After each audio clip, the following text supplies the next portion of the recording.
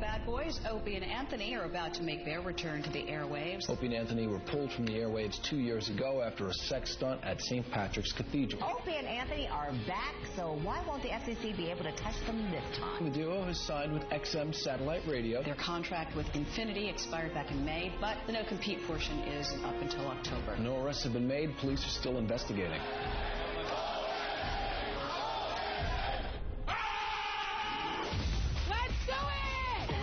The blonde one, two so-called radio shock jocks. Our society needs borders, needs parameters. You dick! They get their jollies by saying, let's keep pushing the envelope. They were doing what they were paid to do. Shock. Even when there are bucks to be made, there's a price to be paid in terms of the cultural degradations that we do not want to be associated with anymore. Are you adequately prepared to rock? But enough of this palaver. Let's get the show on the road. And welcome to the Opie and Anthony program on XM Satellite Radio. The O&A virus spreading across America. Oh, wow, with a live audience. A live audience. We are live from CES in Las Vegas, Nevada. It's like old-time radio with a live audience. They will do an old production number. It's quite creepy, actually. They're just staring at us, hoping that we're going to entertain them. I don't know. Make us laugh, funny man. And I was a little chilly, so I asked Don for a jacket, and he brings me a girl's jacket. And they tell me in front of the whole fucking audience, so now they all think I'm a faggot sitting up here in women's clothing. Yeah, the jacket did it.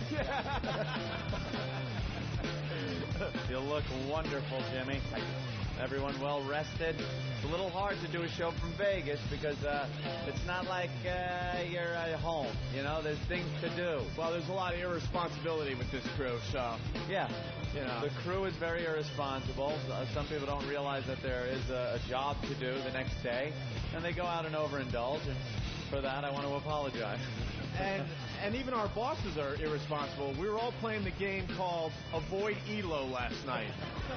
It was like ELO Pac-Man.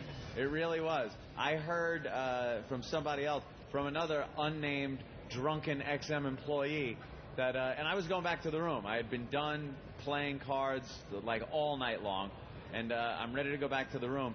And another drunk XM employee comes up to me and goes, "Hey, what's up, man? You having a good time?" Like, yeah, having a blast, man. Just heading back to the room. Got the show to do tomorrow. See that lounge over there? Elo's in there, man. He'd love it if you just came in and had a drink with him. I'm like, that lounge? Right. All right, man, cool. I'll see you later. I'm going to go check out Elo. I couldn't have given that bar a wider berth to get to the elevator. I was like clinging to the wall just so Elo wouldn't see me. Hey, man, come on in here. Had to get back to the room. We got a show to do in the morning. I was heading toward that bar, and I got pulled away from that scene as well. But then that wasn't good enough. We all have our BlackBerries, so the text messages are coming in like crazy. Where are you guys? Oh, you know what the button on there? The off button. The off works button. Wonderful here.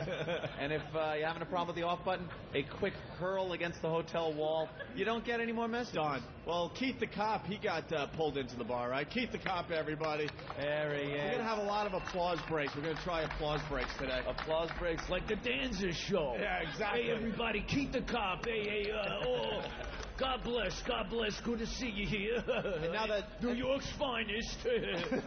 And now that Ellen DeGeneres is on XM, Keith the Cop's going to be doing a little dance segment in a little while. So, oh wow, that's going to be a treat for everybody. But Keith the Cop, does he have a backup gun we can shoot him with? So you got pulled into the bar with Elo? You can never pass the bar without Elo dragging you into it. He sees you. He's got like that drunk radar where he knows somebody, and it's like, hey! Oh, it's the boss. Oh, fuck. And then he questions me about, does he have the BlackBerry on? I've been sending him messages. I haven't heard anything. Is he all right? Is he going to come down? I don't know, Elo. No, we have a show to do. We're trying to be more responsible in our careers. You'd think the boss's responsibilities here at CES would be more than even ours. We're doing a 2-hour show. It's important. It's fun to do and stuff. But if we didn't do the show today here and we were doing it from the studio, the world isn't going to collapse. But someone like Elo and the rest of the brass from XM that are here, that seems to me to be the important people for this event. That should be full of their wits in the morning. Well, they're just celebrating the fact that they're kicking Sirius's ass with all these new gadgets and stuff. Oh, yeah. And they have been drinking ever since. And, you know, before they move on to the next project. I would love to, say this is some line of corporate crap or something, but anyone who takes a stroll over to the Sirius phone booth that they have set up because they're so proud of their equipment this year can just do the research themselves. There is nothing going on over there. There's no presence whatsoever. Because they really don't have... I mean, you look at the stuff XM is putting out and displaying this year here at CES. It's amazing. They're so small, so many features. You're getting live satellite radio. On the go as you're walking around. On the go. And that's the most important thing, I think. Personally, that's the most important thing. If you're walking, you want to listen to the product that you're paying for, you want to have access to it when you have the unit. Right. Not plug it into your computer, wait 8 hours to download something that you think you might enjoy, and then have to sit through that. Well, it's great. On Sirius News, they just reported that Lennon was shot. Fucking idiots. Right after yesterday's show, Fox News got a hold of us and interviewed us. Yeah, we did a little interview. I guess a show called Real Deal. I don't know when it's on. And they interviewed us for maybe 2 or 3 minutes. They'll probably use one stupid 5-second soundbite. Yeah. So we begged the guys from Fox News to send us the audio so we could play the whole thing on our show. Yeah. So I think the guys back in New York have some of the clips. Oh, we got some clips of that? We'll start with the first track. Are you guys scared of Howard? Check this out. Derek. The real deal here is with Opie Anthony and Jim Norton. Gentlemen, I know you guys are shaking, quaking in your boots now that Howard Stern has reached satellite radio. Wow, we're really scared. We've only been doing it for 14 months now. As you hear about him talking about being the pioneer of satellite radio, we've been here 14 months, well over a year. The technology we have here at XM blows away the Sirius technology, and that's about it. I mean, they have Howard. Can you hear him on a unit that isn't the size of an anvil? I don't know. I don't think so. Show them the new stuff. This is the new thing. Satellite radio and an MP3 player. Satellite radio live. Sirius doesn't really have one of these yet. There you go. That was the first track. It's going to be on The Real Deal on Fox News. The second one, this is classic. Jim Norton, everybody, just slamming Martha Stewart. Check this out. Yeah, and Sirius doesn't have Opie and Anthony or Fox News Channel, I hear. No, you want to listen to Fox News Channel, you need XM. Because they actually wasted all their money on Martha Stewart. That's what you want to listen to when you're 25, some 50-year-old bisexual with a mullet. She stinks and she's a crook, and I hope she bombs on Sirius. Technologically, they're the equivalent of actually calling somebody on a rotary phone and having them hold it up and listen to it. Why do you keep lowering the microphone? This is very Freudian. Could you lift that up? That's how I got this gig. Thank you. Hey, I didn't think I got my gig. No, listen, tell us what you really think, Jim. I mean, honestly.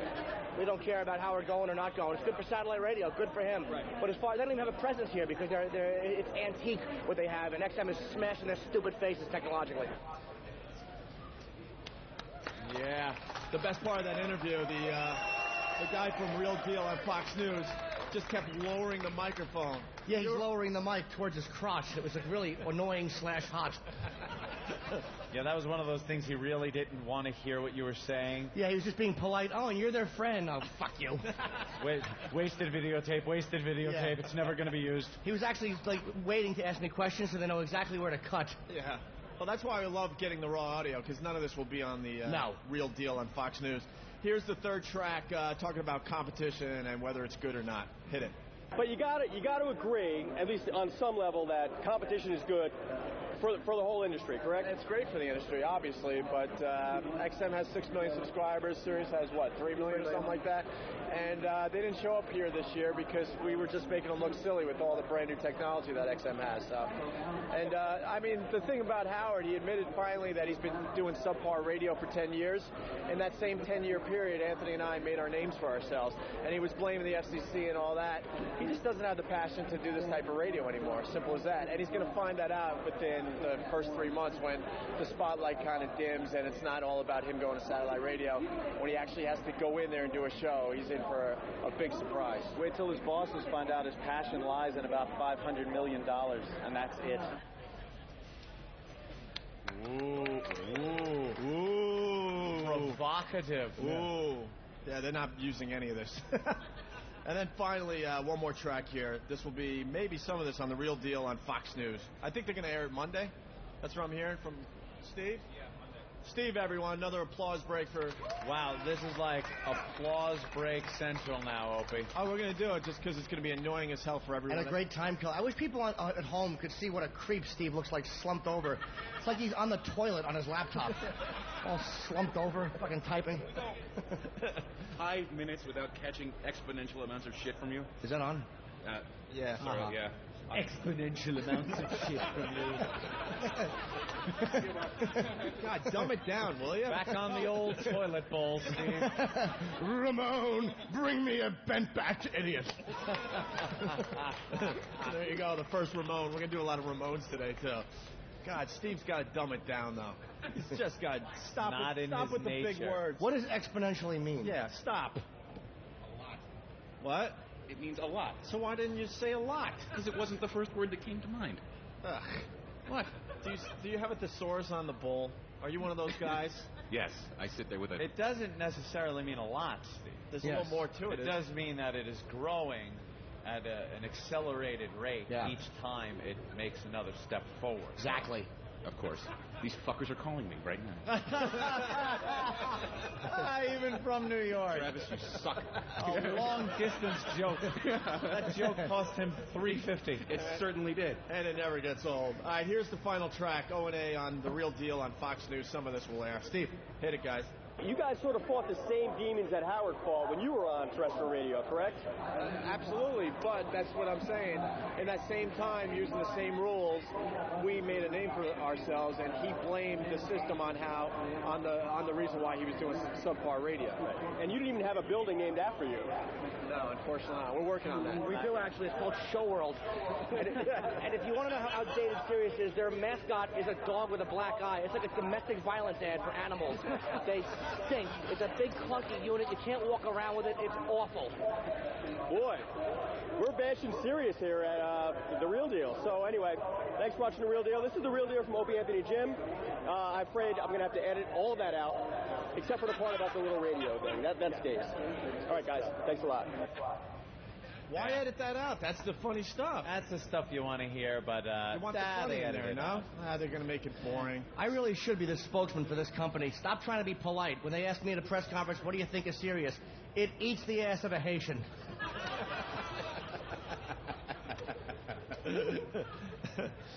We forgot to talk about your gambling yesterday, Anthony. Yeah, a little. I'm here in Vegas, of course. I saw you around 9:30 at the Hold'em tables. Yeah, I was playing Hold'em for quite a while. And it looked like you were there all day.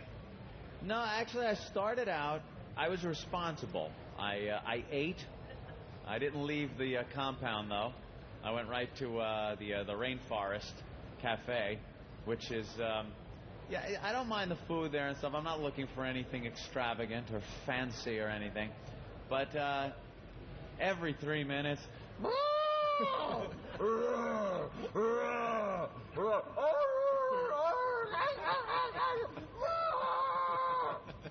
God forbid they sit you next to that elephant. With thunderstorms and everything? Yes, I'm in a rainforest. I get it. Okay. All right. It's going to do a chimpanzee display in the bus, boys, but I'll leave that joke alone. Make up your own. Cork. So we went there. Me and my girlfriend went there. Have a great drink there. It's like that big. It's full of rum and some kind of Kahlua and banana. It's full of goodness. Liqueur, lots of goodness. Couldn't stop drinking those. And then it went to the 3-card poker table. I don't like running right to the Hold'em table because that's kind of a time commitment thing, you know. I just want to loosen up a little at the 3-card poker. And I'm playing there, doing very well, both of us. Me and my chick doing fine. What do you mean by doing well, by the way? Doing well. I usually play about $125 a hand with the $25 chips, you know. If you know how 3-card poker's played, fine. If you don't, sorry. Look it up and figure it out. So I play like, you know, $125 a hand, something like that. I started winning a lot. I hit a straight flush, which paid off big. They give me the $1,000 chip, a bunch of black, $100 chips. So now I'm playing like I played with the green, but with the black chips. So now I'm betting about about $700 per hand is going down as I'm playing. I'm a player, baby. and it's working. I'm winning. And then... Well, before that, how much were you up? All right, I started off my bankroll at that table. I pulled $400 out of my pocket and just got some chips and started playing. I had built that up to about just short of $3,000. And I had the black chips and everything, and I'm playing and winning, and we're having a great time. And then a listener comes over. Is he here today? Oh, he's here. You saw him? Yeah, I saw him. His name is Todd. And everyone's pointing at this one guy on the floor. If this guy... They're all pointing at him. You might want to get a picture of that guy because he's about to get killed. The biggest cooler... It was Todd H. Macy in the cooler. This guy, the second he approached the table, it was a turn of fate. And I don't care how... If you gamble a little, a lot, you notice when the luck changes, and you look around for anything that changed during that time to blame it on. Whether it's legitimate or not, whether it's fate or not, whether it is him or not. Yeah. You have to blame it on something. Not only that, but if you're... a little gambling etiquette to you, sir, quickly. If you're standing next to a table, because he wasn't playing, he was just hovering. If you're hovering over a table and you see some guy and he's playing $700 every hand, odds are he doesn't want to hear you yap about the show. He wants to see what the fuck the dealer's turning over. You know what I mean? I'm paying to enjoy myself and see when that dealer flips his 3 cards over, if I won, I want to know in a second. I don't want to hear, so, does Jimmy like getting shit on? Or, you know, things like that. If you know, at the $5 table, come on over. We'll have a pisser. When that much is being invested in a hand, I want to enjoy every nuance of the game. And then we did push him back. Yeah. I said, please, you have to step away from the table. You're a mush, is what they call a mush. I was ready to get some mob guy to lock him in the bathroom. Complete mush. So we pushed him away onto the walkway part of the rug. And when he came back, even the dealer went, no, back, get back. Even he knew that I was getting a little edgy with this guy, being so close and just sucking the luck out of the place. What Anthony is saying, sir, is don't attempt human interaction and friendship while he is addictively flushing his future down the toilet. Well, Ben is in the crowd. Let's hear it for Ben, everyone. There's Ben Sparks. Another applause break. The applause break is going to take up a lot of time today. We like that. What's your name, sir? Todd? Todd the Trucker. Todd the Trucker. Oh, you took pictures of us and threw it on Whackbag, too, right? Yes, sir. Okay, I recognize you. So you saw Anthony playing 3-card? Yeah, let me defend myself here.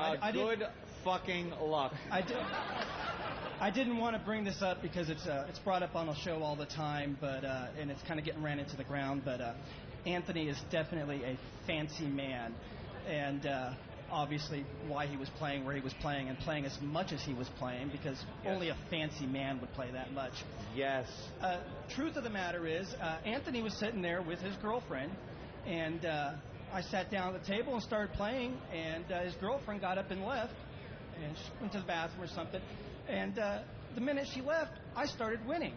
Anthony then started losing. And he's blaming it on me. How long after? And whining and bring her back, bring her back. How long after?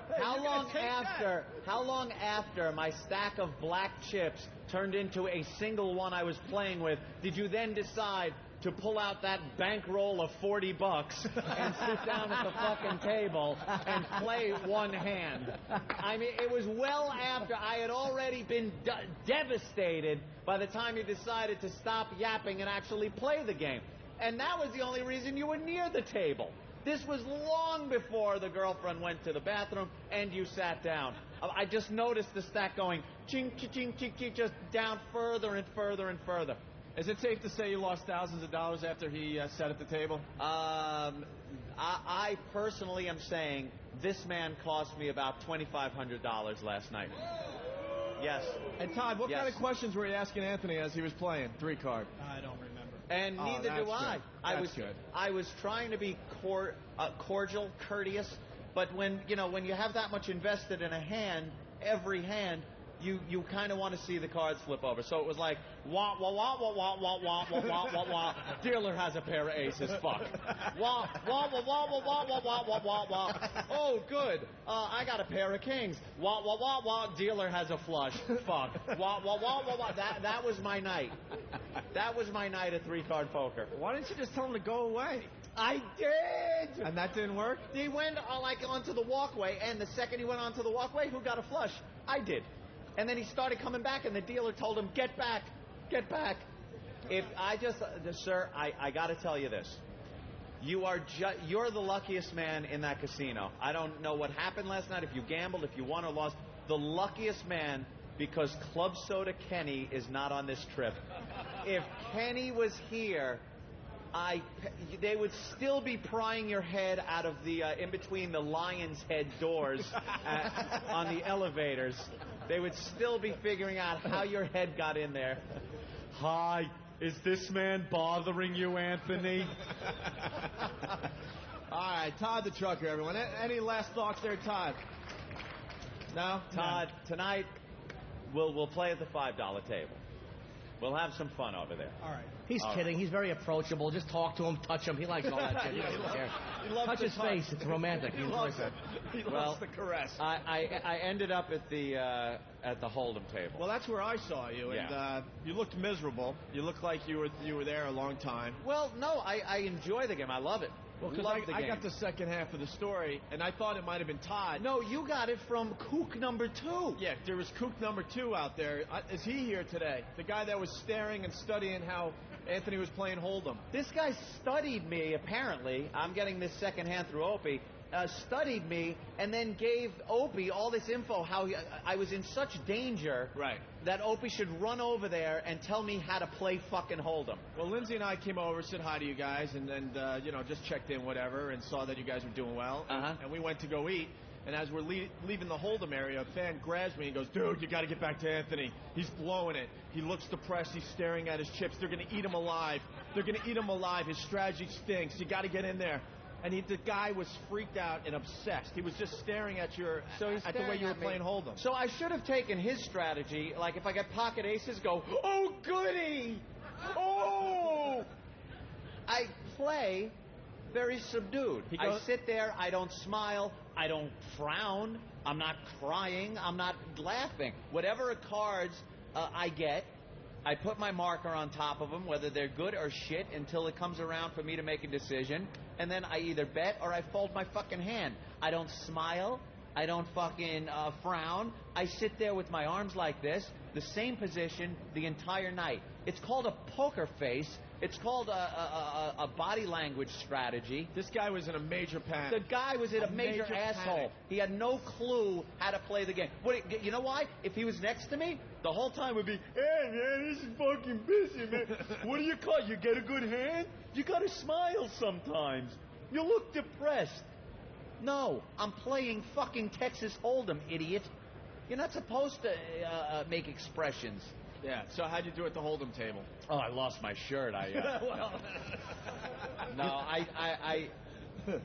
did all right. You know, it was up and down most of the night. I was getting great hands, but every time I was playing them, somebody else had something a little better. I'd have a pair.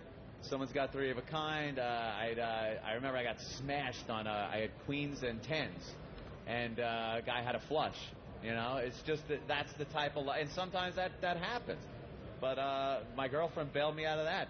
She was down to like $42 at one point and left with over $1,000 at the Hold'em table, just going all in. People folding. She had great hands, so it all equaled out. What was up with that steroid freak at your table? Yeah, there was a guy that I was frightened to just bet against him. He had a huge stack of chips and arms like eggplants, and yeah, he'd push in, and And you were failing? I fold. Yeah, I wanted to like a couple of hands. You know, I could have stayed in for the river to see if I would have gotten a straight or a flush, and I'm just thinking, if I suck out on the river, this guy's gonna punch me right in the face. So fuck it. I threw $20 into a video poker machine, and I stayed there until it was up to 60, and I walked away. Wow. Yeah. Security came, brought me up to my room so I wouldn't be hassled. An armed guard. Jesus. All right, we're going to take a break. We got lots of people stopping by to say hi. On the way, we got Criss Angel. He was on our show in New York. He was a lot of fun. Also, Vince Neil's here.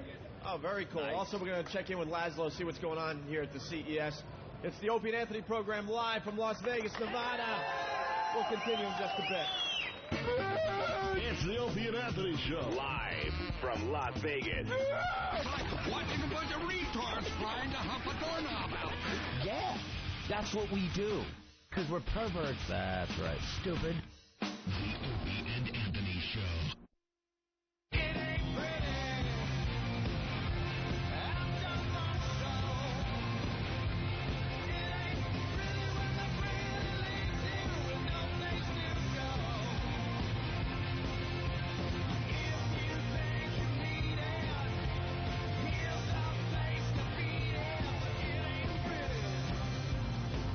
We're back live at CES in Las Vegas, Nevada. It's the Opie and Anthony program on XM Satellite Radio. The O&A virus has made it to Las Vegas.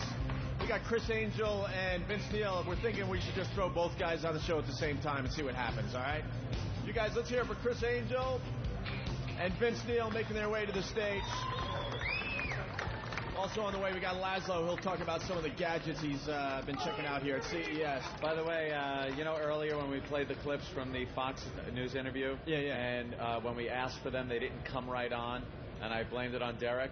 Derek has sent a communique saying, Anthony, that was Eric not paying attention to the program. So it was Eric's fault. Eric's fault? Again, and not Derek. Wow. Gentlemen. Look at that. I can't even see Vince. There he is. How you doing, bro? There's Vince Neil and Criss Angel. And a crowd of people just staring at you. Yeah. I mean, that's how it works. I'm going to make them all fucking disappear. Right about... You could do that, couldn't you? No, Vince is going to do. He actually taught me how to do what I do. No, he made me appear here today. Yeah. Hey, is there any way I could get, because I watch your show, is there any way, see that guy Todd over there? Is there any way you could put hooks in his back and lift him up with a helicopter? For enough money, anything is possible. And then drop him in the desert? Just so you know, Todd cost Anthony a lot of money at the 3-card poker table last night. Well, we can make some of that money back. We'll go play after this, and I'll help you. You know. Yeah. Now, I got. If they let me play. Do they let you play in the casinos? Some of the casinos will not let me play. Some of them will let me play. I don't understand what the logic is behind it, but. Well, you're good with your hands. No, but why do some casinos have no problem with allowing me to play and some of them do? I don't know. I don't understand why. Yeah. Well, why wouldn't they all just say, hey, get out of here? Yeah. We'll bust your legs, you bastard. Can't the cameras catch the sleight of hand stuff? No. You know, honestly, not really? Honestly, they're more concerned about the card counting than anything, you know. But they have those machines now that, you know, just constantly are mixing everything up. But there's always a way, you know, there's a will, there's a way. See, but there's another thing, not just sleight of hand with the cards, the chips. You can slip a bigger bet under there if you win. The chips and the take chips. a bet away. Yeah, take a bigger bet away when you get a losing hand. A little distraction, boom, it's done like that, and very quick. And I've seen you do stuff where I don't know where the hell anything is in your hand. You know, it completely disappears in plain view, and that would get me a little shaky if I was owning a casino. I wouldn't let you play. I plead the fifth. I wouldn't let him play because he's banging cocktail waitresses 2 at a time. The players couldn't get a drink. If I were you, all I would use my powers for, I would just like dangle something in front of a girl's face, and the next thing she knows, she'd be waking up, wiping her mouth, going, "What the fuck happened to me?" You do that, Jim. It's called a roofie. Seen it happen. Also, we have Vince Neil on the stage. Yeah. Yes. Woo! And since you had a huge year, an absolute huge year, Motley Crüe just selling out all over the place, and now you're hitting Europe with the Stones. No, that's not till later on the summer. Oh, later on in the summer? Yeah, okay. we start back up in February. We do the U.S. again, and then we go out with the Stones for a little bit, and then we're doing a co-headline thing with Aerosmith. Wow. To finish out the year and into next year. Do the Stones call you those crazy kids? He calls those you young bastards. I hate these new kids and this new music these days. I hate these kids. How bad did you want to punch Larry King when he said, "The Motley Crüe"? Yeah, that's right. You know something, Vince? I got to ask you something. It's like, dude, try to be cool, man. We were watching that, like, as we were doing the show. We goofed on that for, like, a whole morning. We could not stop watching it over and over. When he's like, and here they are, for the first time ever, this rock group or combo making their way to the stage, the Motley Crüe. Like, oh my God, who you know who you want to punch? Your fucking agent at that point, the guy that set that up. That's what I felt like. You know, we were like a really Vegas lounge show there. Yeah. Hey, it's the Motley Crüe. The Motley Crüe. Yeah. Motley Crüe. Are you guys all getting along on tour? No, we hate each other. You still hate each other? No. It's all good, man. We love each other. Yeah, right. No, I'm serious. We all travel separately. You know, when enough time goes by, man, there's just a different perspective on life, and he's still a fucking dick. You realize no one changes, and that's the problem. Well, you can put up with anybody when there's a cashless coming in. Exactly. Yeah. That's exactly the way we look at this radio show. That's what I figured. We've gotten older, obviously, and it's like in your kindergarten, if someone pulled your hair, you don't hold a grudge for the rest of your life. Yeah. I mean, it's like between me and Tommy, we've been, friends for 30 years, and we've punched each other many times, throughout the years, and I'm sure we'll do it again. You know what it is? I think because the only reference point I have is with the fans that I was in. That, believe me, not even close, my friend, to where you've been. But what I've noticed is when you're younger and full of piss and vinegar, and you're like playing, and your life is that band. You're rehearsing all the time. You're in the studio with each other constantly. More fights, more button heads. As you get older, you're really not with each other as much. You don't see each other as much. That's true.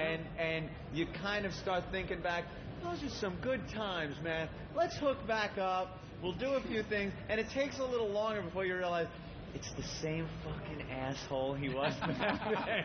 Except he's got kids now. Yeah, got kids now, and there's a little more of a buffer in there in time that you've spent with each other. You kind of live together when you're younger and in a band. Yeah, we just make it comfortable for ourselves. We just found that being comfortable, traveling is, you don't have as much tension anymore. You put everybody on the same bus, you're in everybody's face 24 hours a day, and it's just easier to do it on your own schedule, and you just show up at the gig and do your thing, just smile and collect the money. And have some fun. You have fun. You look forward to being on stage every night. Yeah. You don't have the pressure of making it anymore. You guys have done it. It's not like a bunch of guys trying to get that record deal and trying to get to the next level, which is probably a lot of pressure. Yeah, I guess. It's been a long time, man. You want to get to the gigs at completely different times, just have XM book your travel. You'll never see each other. We had some problems.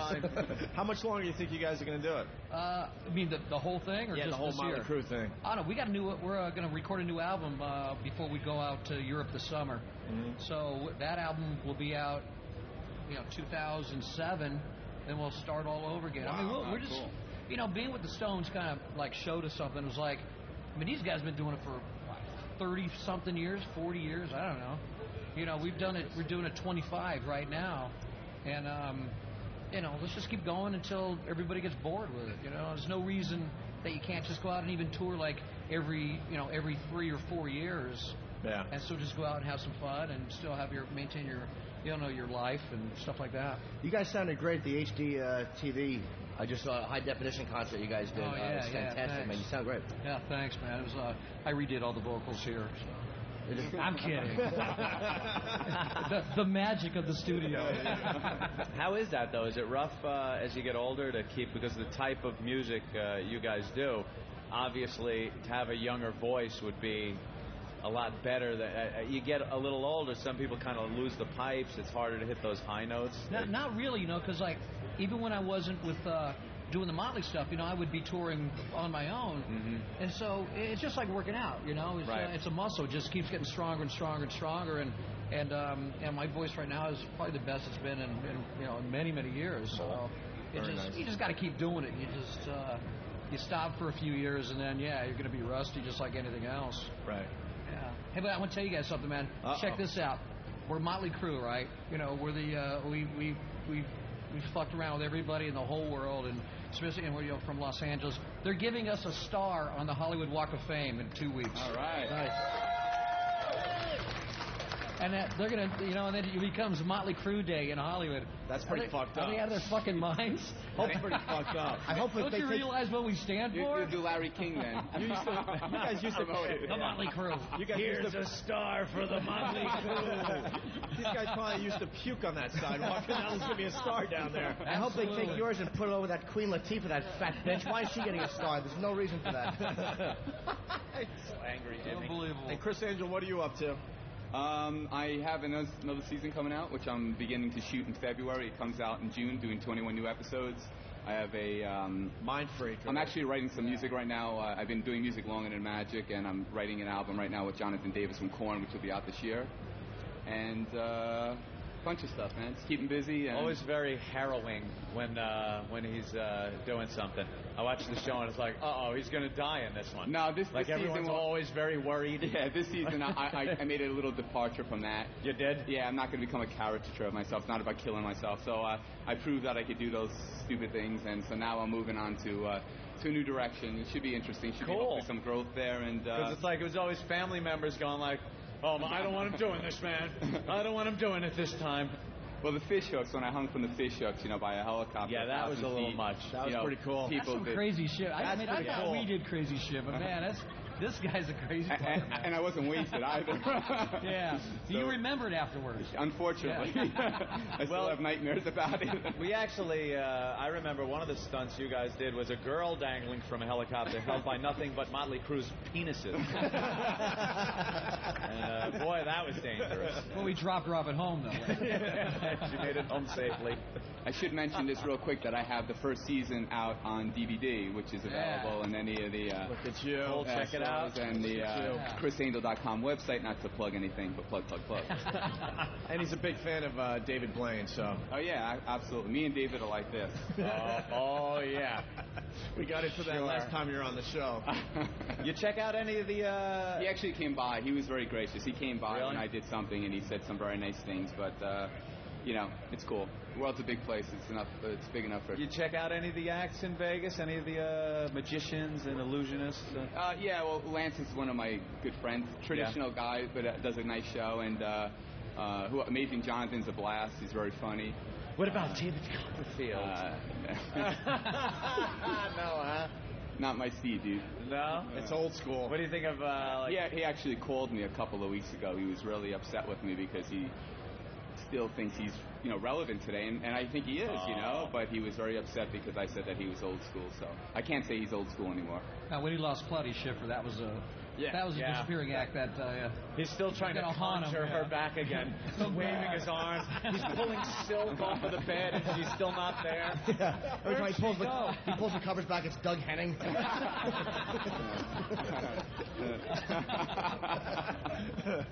That's horrible. I'm supposed to get Magician of the Year by the Magic Castle. I think I just lost that this year. I think I just lost that. No, stop. What do you think of Penn and Teller? Penn and Teller are good guys. Actually, they're good friends of mine, and I made a deal with Penn. Every time he mentions my name, I get by him dinner. So I think I'm up to like 33 dinners with him right now. That's cool. But I'm doing the show. He has a show now. I'm doing the show next week, and they're going to be on my television series. So they're funny guys. Yeah, they're really they are. crazy. You should have bet Teller. Yeah, he doesn't speak. Easy bet. So you're doing your second season, you're doing another album and touring Europe, and I'm fucking doing Albany at the end of February. 2 nights, Comedy Works. We'll be there. Oh, yeah, it should be a good... Awful plug. That was the worst. That was pretty smooth, Jim. Worst way to slip a plug in. Well, I just wanted to make sure everybody knew that we're 3 people on equal footing. And how will people find out about where that specifically is? Do they have a website or something that they can go to? Funny you should ask. You can go to eatabullet.com. That's my website. Eatabullet.com. Yes. That's not like... That's also where you can get Chris's and Motley Crüe's information, all off my website. You guys checking out the technology here today, or are you guys... Where is she? Do you have any gadgets when you're touring on the bus? It's my cell phone, man. That's it? And XM radio. And XM radio. That's it, yes. That's None of the gadgets, though, get you. Yeah, I mean, a lot of the, you walk around here, it's like, well, some of them pretty cool, useful. Other ones, it's like, what kook thought this up? This is the problem with technology. I think technology is brilliant, but the problem is that they always release things that are not completely worked out, and they still have bugs. And then, like, you buy the thing, you have problems with it, and then 6 months goes by, and they have the new one coming out. And then you got to buy that. And then you got to buy that, and that still has some bugs. It's called staying in business. Yeah. It's the way they stay in business. There's a car right around the corner that has a waterfall. Why? I don't know. You open up the hatchback, and it has an actual waterfall from the top. Is David Blaine in there? Yeah, right. It's called the Ted Kennedy. Or the chick looks in and goes, "What's that?" You just fuck her real quick.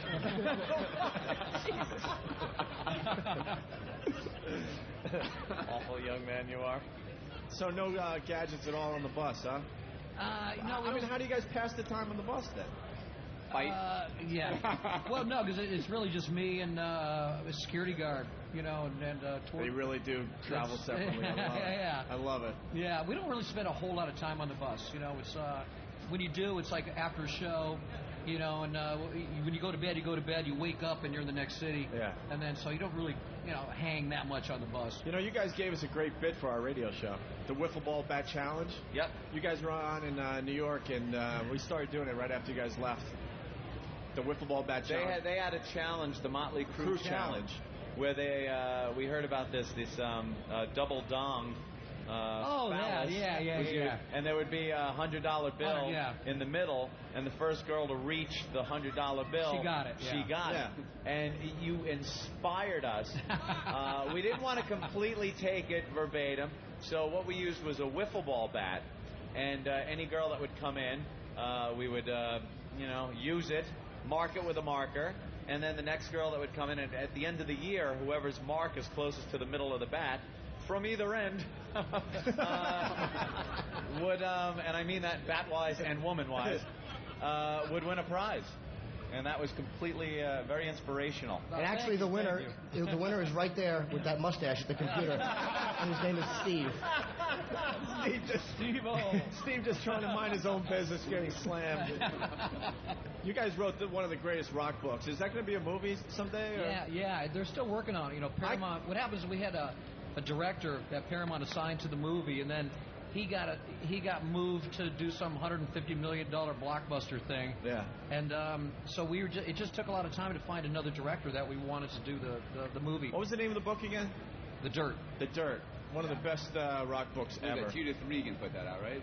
What's that? Didn't Judith Regan put that out? Yeah, she sure did. Yeah. I remember she was talking. They did really well. Yeah. That was just no holds barred, man. Like, just let loose, man. What it was all about at that time, being a high-profile rock band, just disgusting. The way you guys lived, man. It wasn't that disgusting. It was fun. We were disgusting. I'm just hearing about about the apartment and. The apartment was disgusting. Really, no showers. We've all lived in an apartment like that, though. Absolutely. We just don't give a crap about anything. Didn't you guys compete who could go the longest without showering at one point? Yeah. I fucking love that. Yeah, Nikki won that one. And while having sex with girls too. Like you would never you watched. would not shower. No. and then having sex with another girl and another. And yeah, I think he went like a month or so. I swear to God, it was crazy. That's what being a rock star is. When I was 15, this girl Karen was giving me a Hummer, and I had been drinking, so my bag was sweaty, so I put baby powder on it, and she was blowing me, and she went, and she stopped. Well, see, what we used to do, we used to go to get a bean and cheese burrito, and that would take the smell off. Yeah. Yeah, you rub your junk on the burrito, or the burrito on your junk. I don't know why, but it worked. Oh, yeah. It's like I think I got that from Martha Stewart.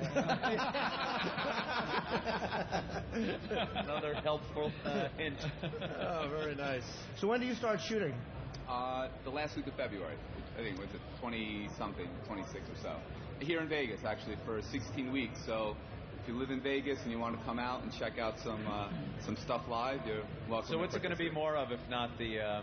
It's going to be, well, the Levitation episode was the highest rated, actually it was the #1 show on cable, not to pat my back, but... Is that when they were in the park? Yeah, that was, and I did it on Fremont Street. So I'm doing something now. I'm going to float from one building to another building in the middle of the daytime in front of the public. I was actually going to do it right now for you, from here to over there, but a lot of people didn't want to see it, so... Oh, yeah. Oh, come on. Yeah, I was like, yeah. You are going to float from one building to another. Yeah, and then I'm doing one crazy thing. I'm going to jump out of a plane in a straitjacket and try to escape in time to pull my parachute, and it's going to be live on television. So if I don't do it, it was nice knowing you all. Are you really going to be jumping from the plane? Really, honestly, yeah. Or is it going to be a trick? No, it's not a trick. It's honestly not a trick. You're really going to jump with it? Wow. With a straitjacket, get out of it, cool. and then pull your chute. I'm going to try to get out of it in time. I'm going to train like a motherfucker. I would want to know exactly how long I could get out of it. It would have to be second nature, and I still wouldn't do it. What's the mental process you go through where you're on a plane and you go, you know what, I'd love to jump out of this tied up? Well, I try to make engaging television. Unfortunately, I sometimes have to put my life on the line for it. But I don't really it's not like Daredevil stuff. I know it sounds like it is, but I really do the due diligence. I have a great team around me. I train like a maniac on it. So it's not like I'm just doing things for the sake of, like Jackass. You getting any crap from networks or parent groups saying no? I mean, 2 episodes got banned with Jonathan Davis. I had him was the first person to ever really catch a bullet in my mouth in a metal cup that was designed. They banned that one. Then I played mental roulette with him, which was with a .357, and I basically told him which chamber the round was in, but it got banned. But it's going to come out. I just got the rights from A&E, so we're going to release it, and it will be out maybe on one of the other. You should put a disclaimer, though, like, only try this at home if you're under the age of 10. Well, but what's weird is that, like, they banned that, but, like, when I light myself on fire, which, matches are readily available to kids, they don't say anything about that one. So it's like, it's the whole fact that it's a gun. But I don't want anybody ever trying anything I do, because you will kill yourself, Mm-hmm. So don't try to figure it out. It doesn't make any sense. A lot of it's bullshit, and a lot of it's completely real. So it's up for the audience to determine what is what. So, How do you get a pilot to agree to fly you up there and let you jump out of his plane? You have to sign That's the biggest trick or illusion, is the fact that you could still use your hand with all the disclaimers and stuff. Well, you must sign. The insurance is just insane. Do you have life insurance? Is it possible? It's just absolutely insane what it costs. But Arthur Ashe got life insurance easier than you. And then then you have to sign a letter to indemnify him from, like, if I kill myself, that he's not responsible. I had to sign one for Jonathan, but we have a lot of great guests that are going to be on. Maybe Vince is going to make an appearance on. If he's around. That'd be real cool. Yeah, we're going to do some crazy things. All right. Well, guys, thanks for stopping by. It's Thank Criss you. Angel, everyone. Absolutely. Thank you. And Vince, anything you want to plug? I think I did it. I think you did too. Vince Neil, everyone, from Motley Crüe. Woo! I think these guys are sticking around and sign some autographs. We're going to continue in just a bit. David Coverdale on the way, and we'll talk to Laszlo next. Stay there. Holy crap. Live from Las Vegas. Shut up. It's the Opie and Anthony Show. You insane Stinks.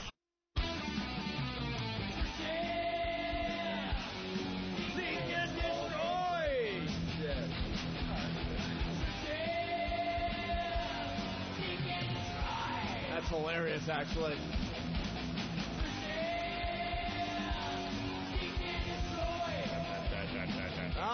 back with the Opie and Anthony program live from Las Vegas, Nevada at CES. The O&A virus making its way west to Vegas. Anthony has some good news about the whole Pal Talk thing.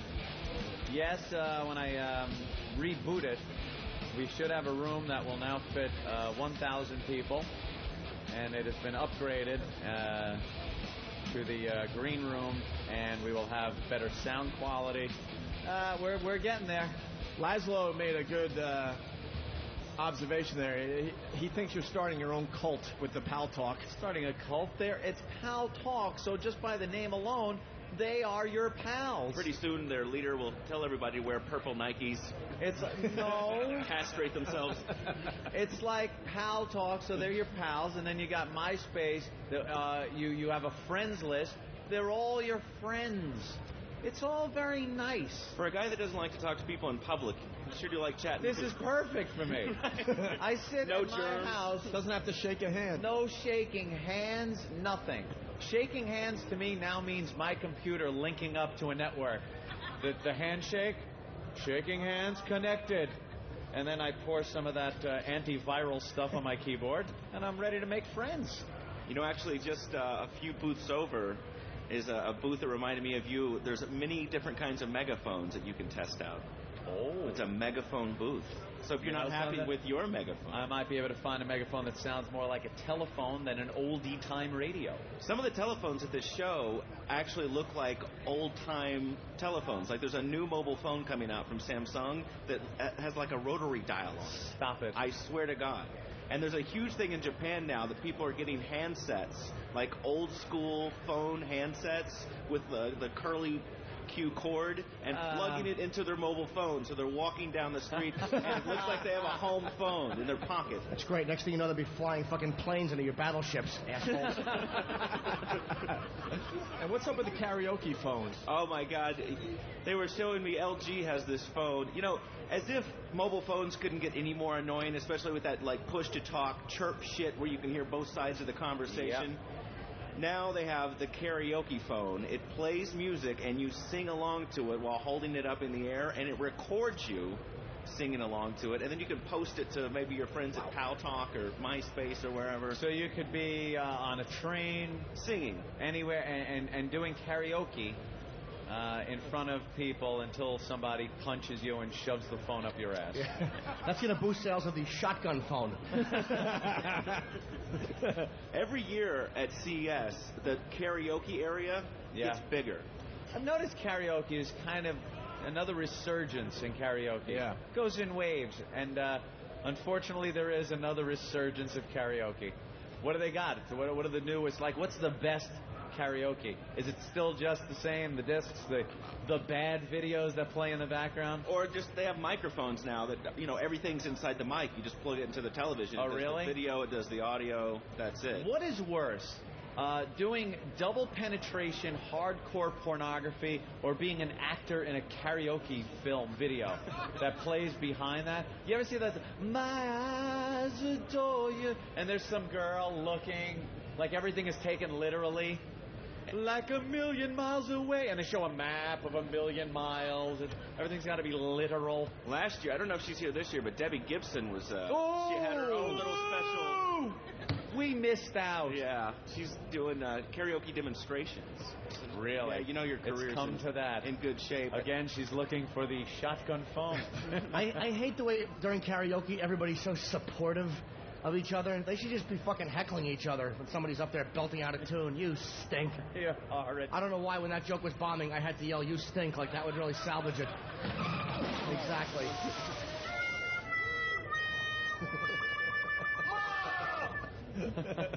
How about a little "Oh Dear Lord"? I did that one. Oh, I didn't hear it. Hope that woke the crowd up. That's terrific.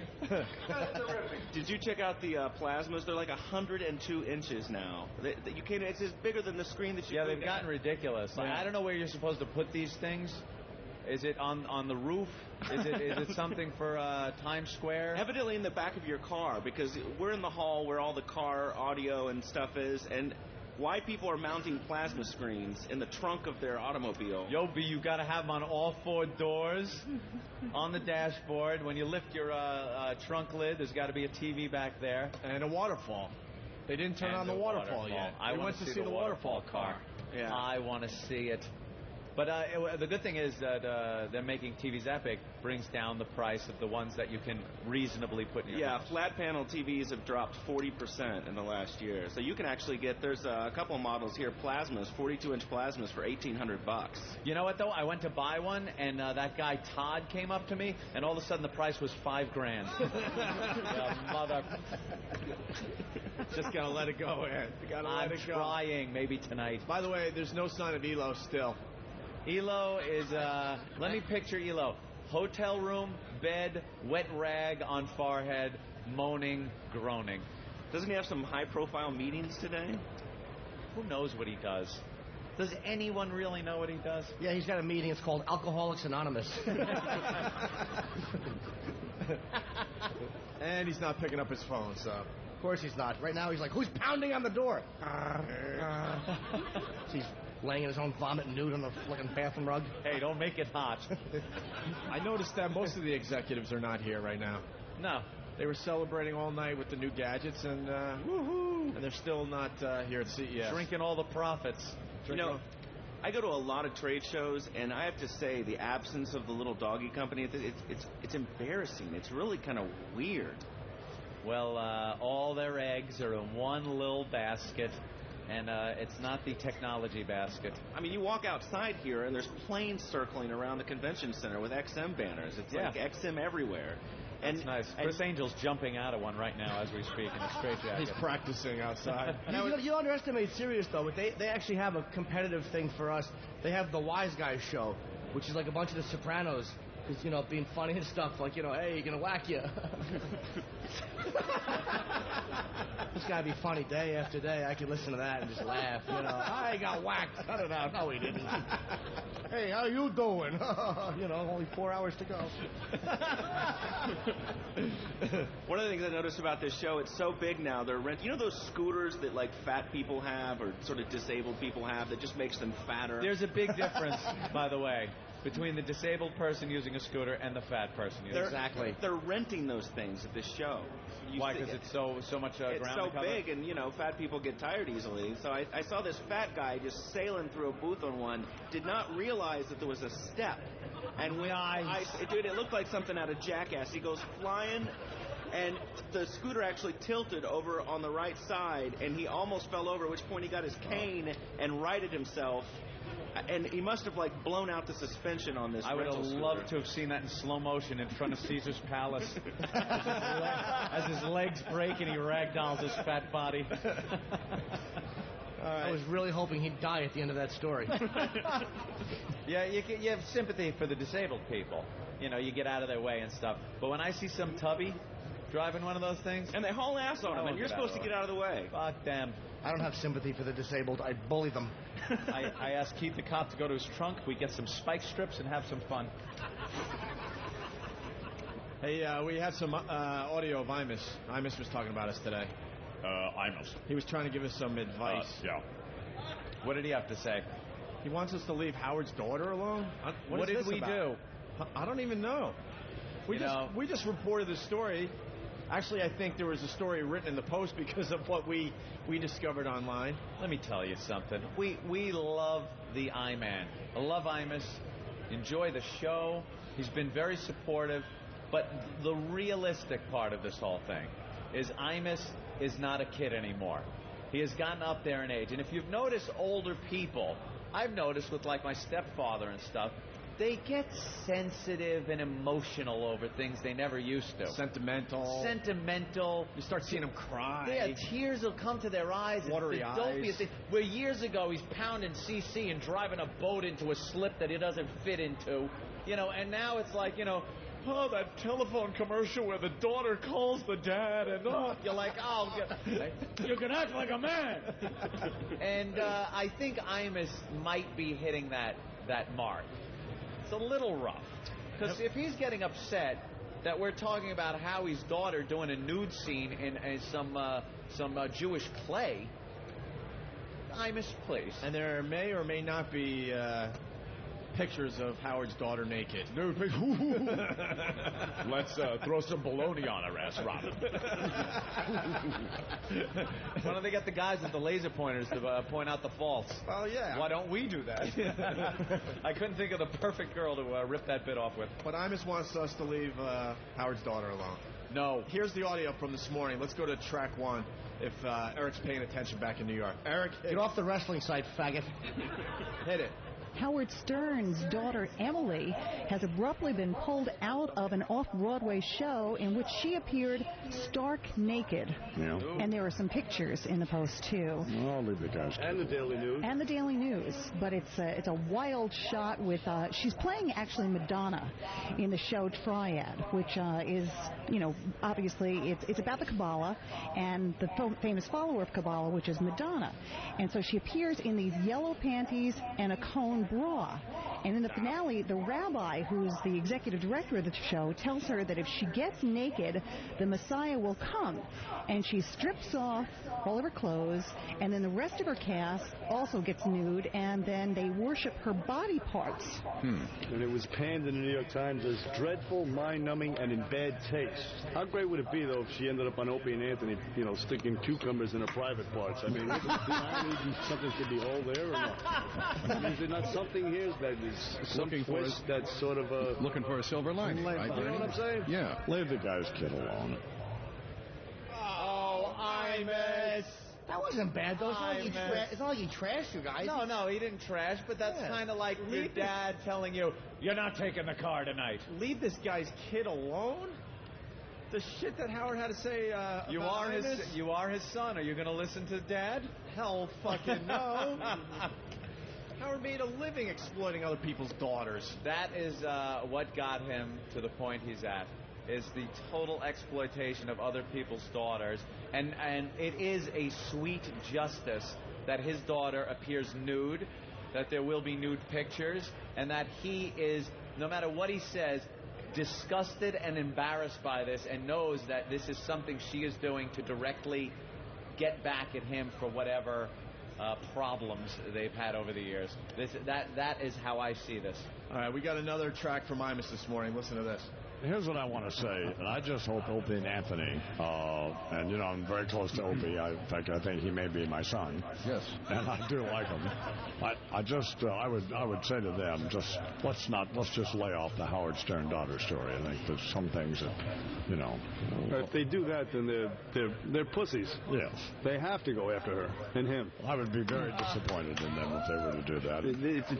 I would implore them and beg them here this morning on my program, the Imus Women program, to just rise above it. Rise above it. Sure.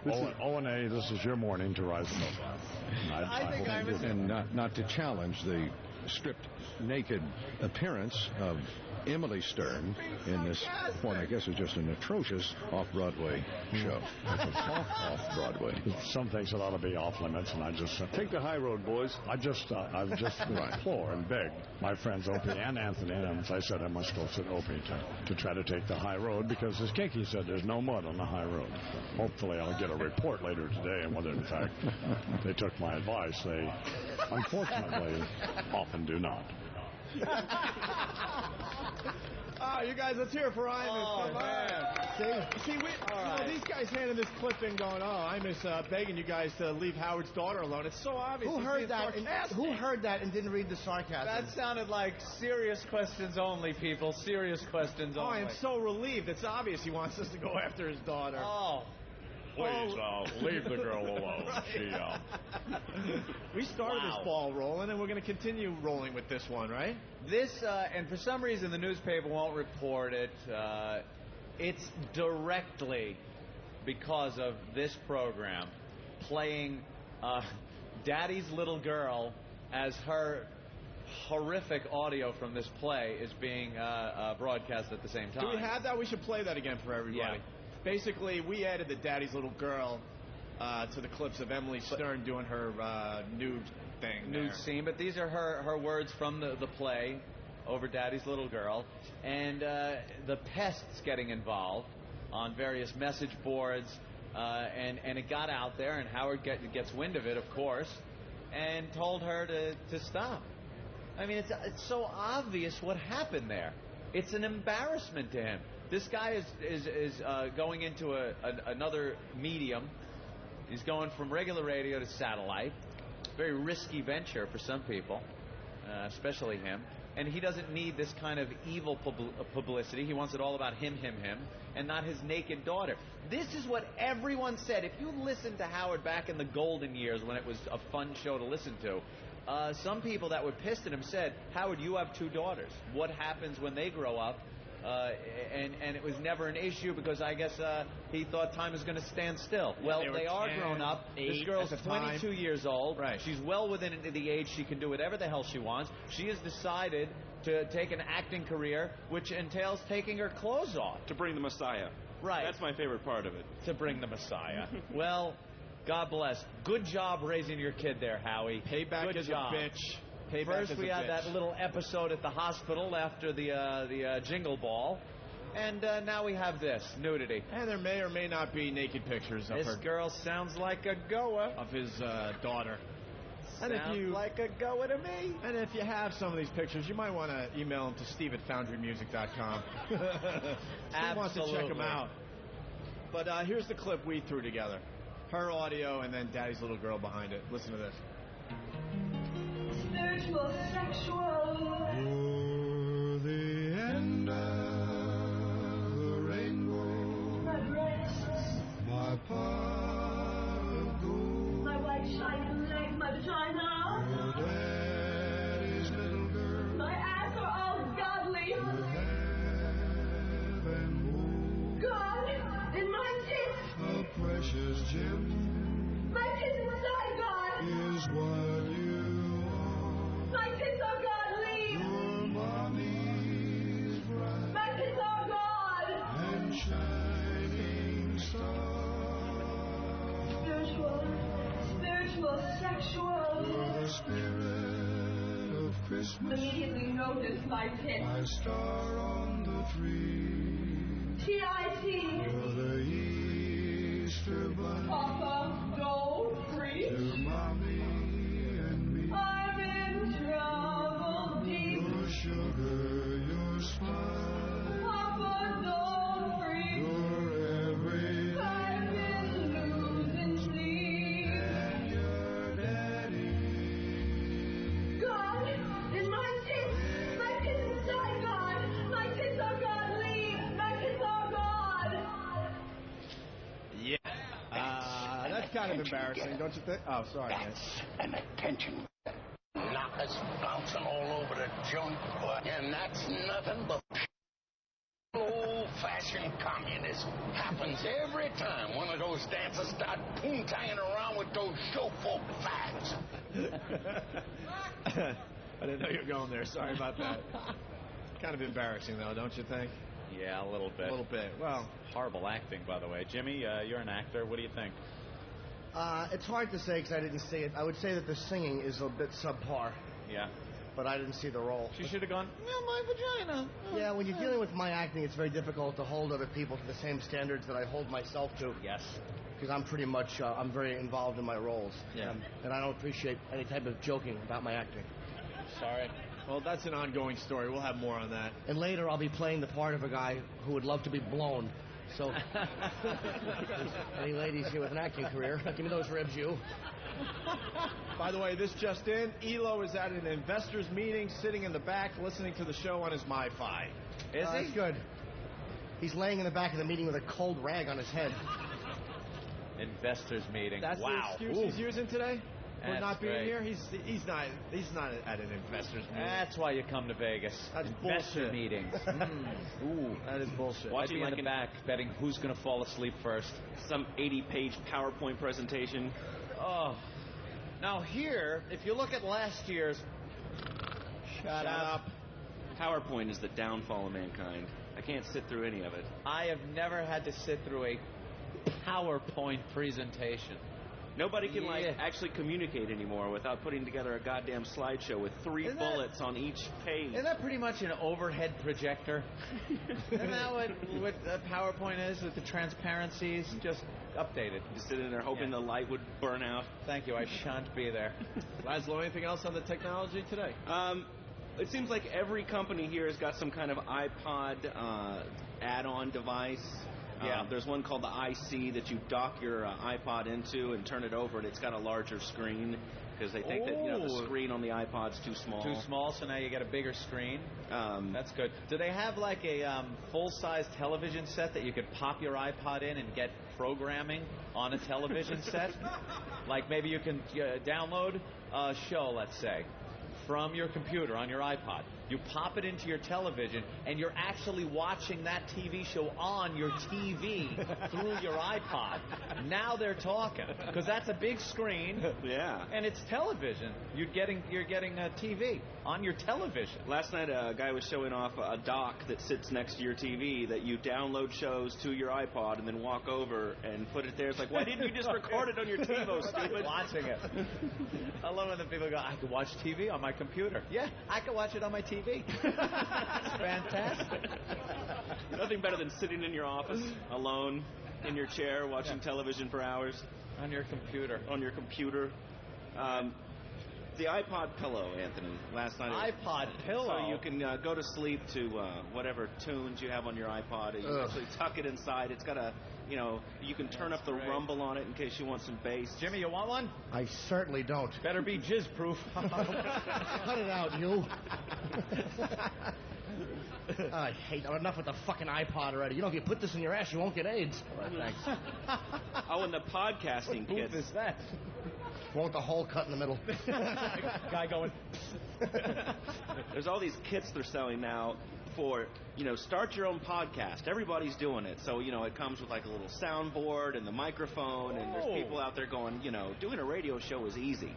Yeah. You can too. So people are doing, 30-minute, hour-long radio shows about, nothing. I heard like a lot of them are being picked up for $50 million by Sirius. iPod stars are being made. All right, we're going to take a quick break. We got David Coverdale in the green room. He's going to He's going to walk on the stage in a few minutes and say hi to us. And we'll have more with Laszlo and other things. It's the Opie and Anthony program live from CES in Las Vegas, Nevada. As we go to break, I think we got Howard Stern doing an XM satellite radio commercial for us. Check this out.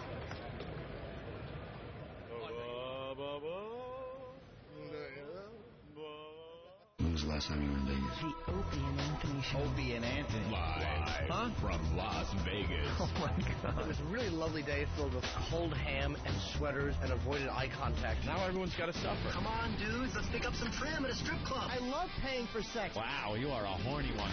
Praise the Lord across the AMC nation.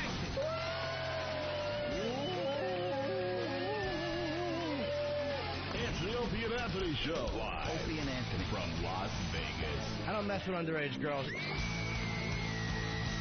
the hell is going on out there? We're the only radio show that makes you want to hate us. Good piece of input, stupid. Shut up. The Opie and Anthony show.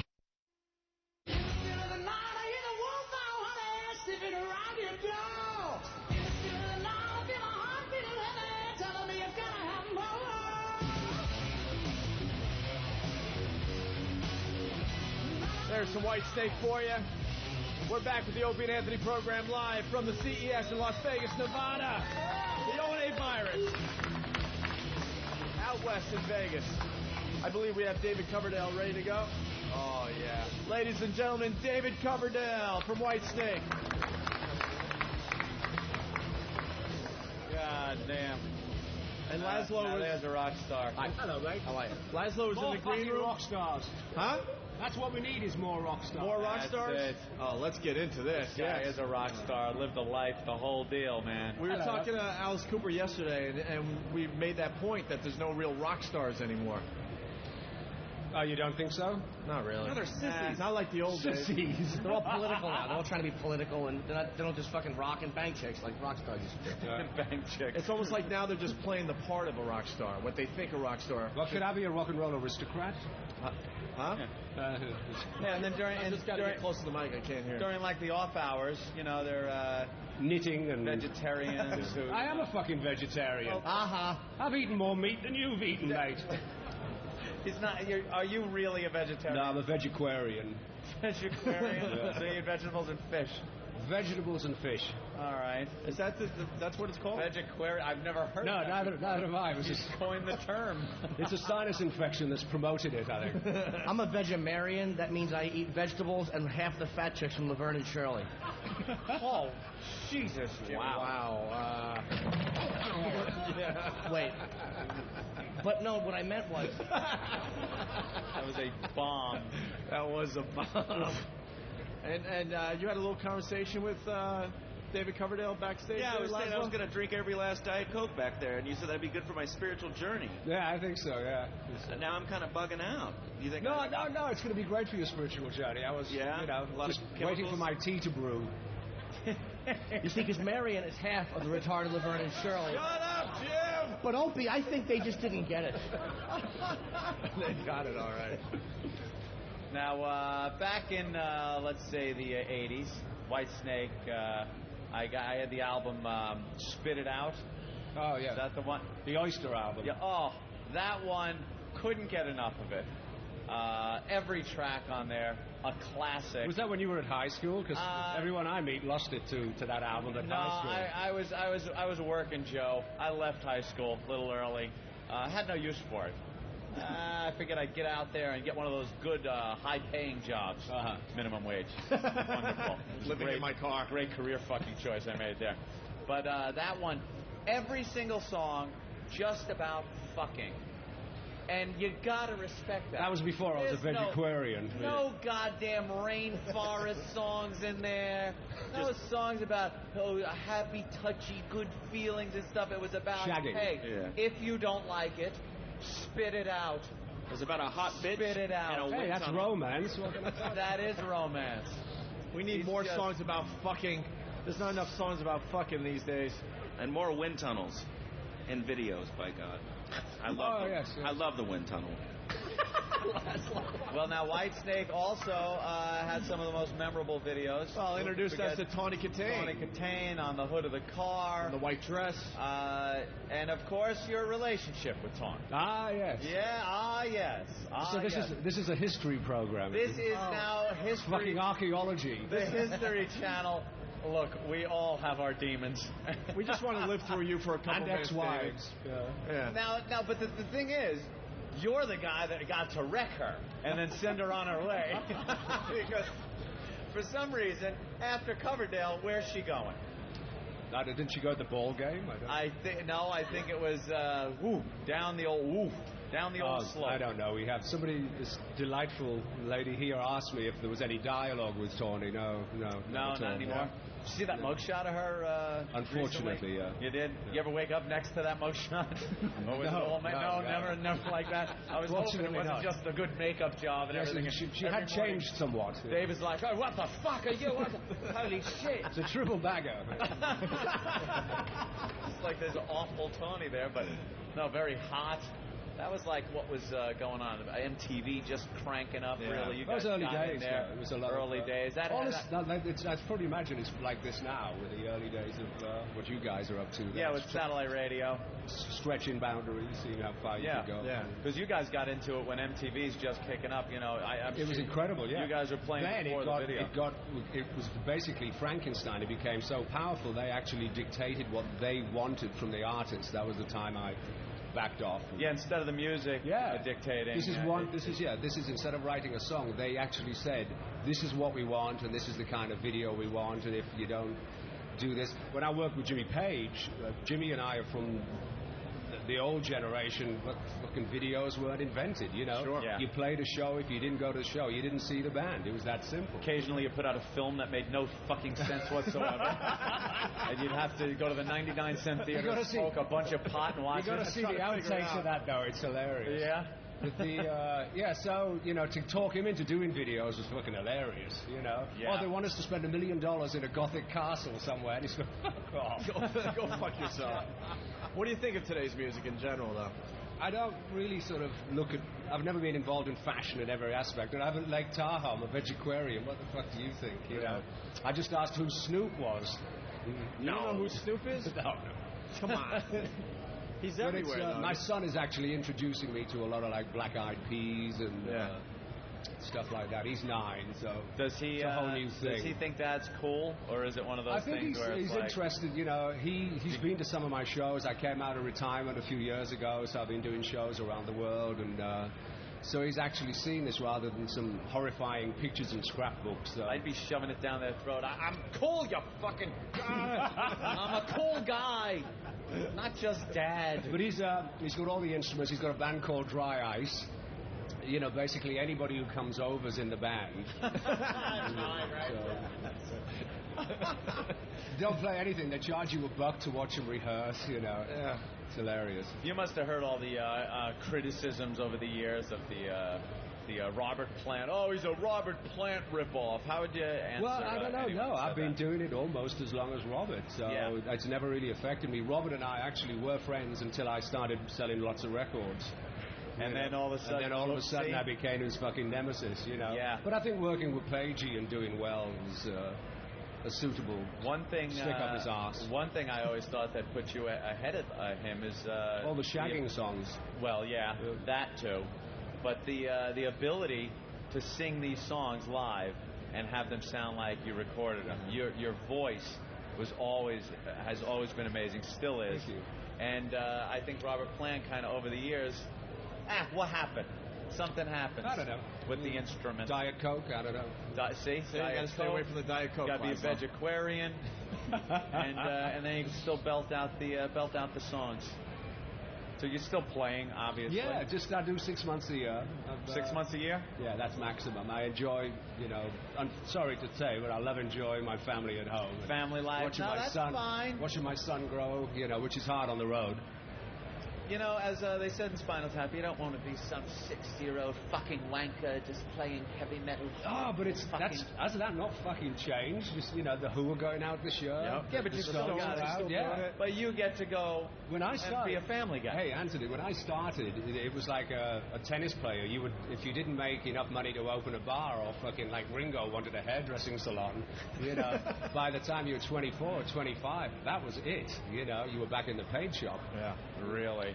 But I mean, so now the bar is constantly, if you stay in shape, you stay, What I do is just don't ignore what my body says it doesn't want anymore.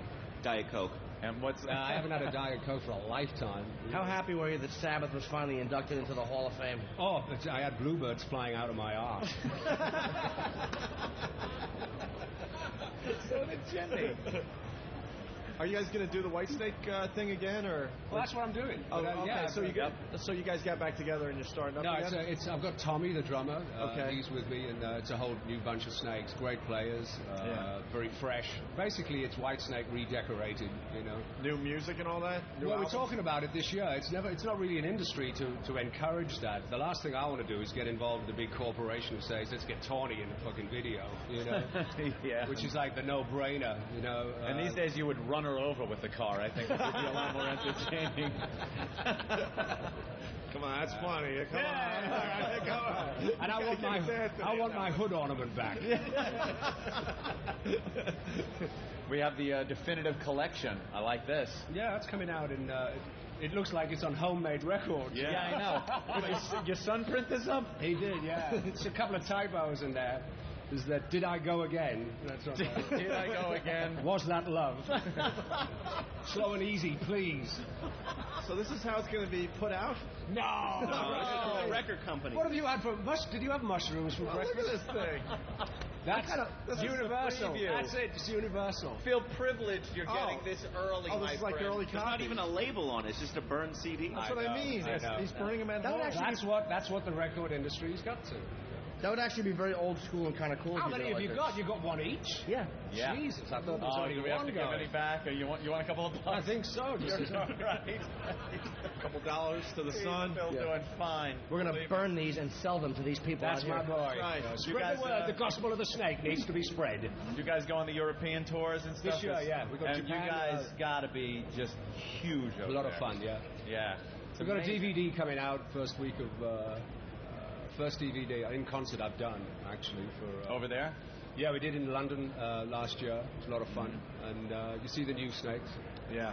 All right. The Still got refurbished snakes. Still got the chicks just like... We still, flinging I've turned into the themselves at fucking you. Tom Jones of rock. I still get dodgy underwear thrown up and stuff, which is very pleasant. Racing stripes on them. Yeah. That kind of Some dodgy. big ones. Big Catch fish in the puppy.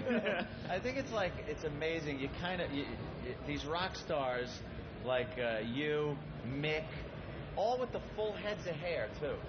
You know, It's they all still got legit, the rock hair. It's all very nicely. It's all this predetermined, predestined DNA that's got rock star and great hair in it. Aristos, Dom. Aristos. Oh, really? This might sound gay, and I don't mean it to.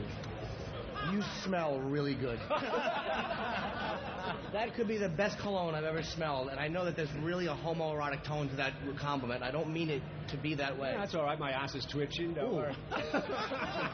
Where do you eat? In-N-Out Burger? What kind of cologne is that? It's Comme des Garçons, Avignon Incense, Series 3. Wow. There you go, baby. What? Is that kind of like polo? All right, I'm going to write that. We have to write that down so I can get that, because that's what success smells like. Stick to your high karate.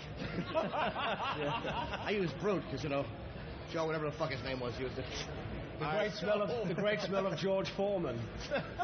All right, they're telling us you got to go, so let's hear it for David Coverdale. He's David gonna be signing Coverdale, Whitesnake. some autographs off to the side, and it's the Whitesnake Definitive Collection. Thank you, David. David Coverdale, everyone. Thanks. All right. I need a picture with David Coverdale, and I never take We pictures all of do. anybody. We all do. But I want one separate. You need a cover for your CD. I want a separate one. I don't want you hooligans in there so I could Photoshop you out later. Yeah, bro. That's too much like work. We're getting autographs. Look at this, autographs on the air. We don't care. Could you make Obies? This is Theater of the a mind. real Theater rock of the star. mind. Could you make Obies out to Dear eBay Buyer?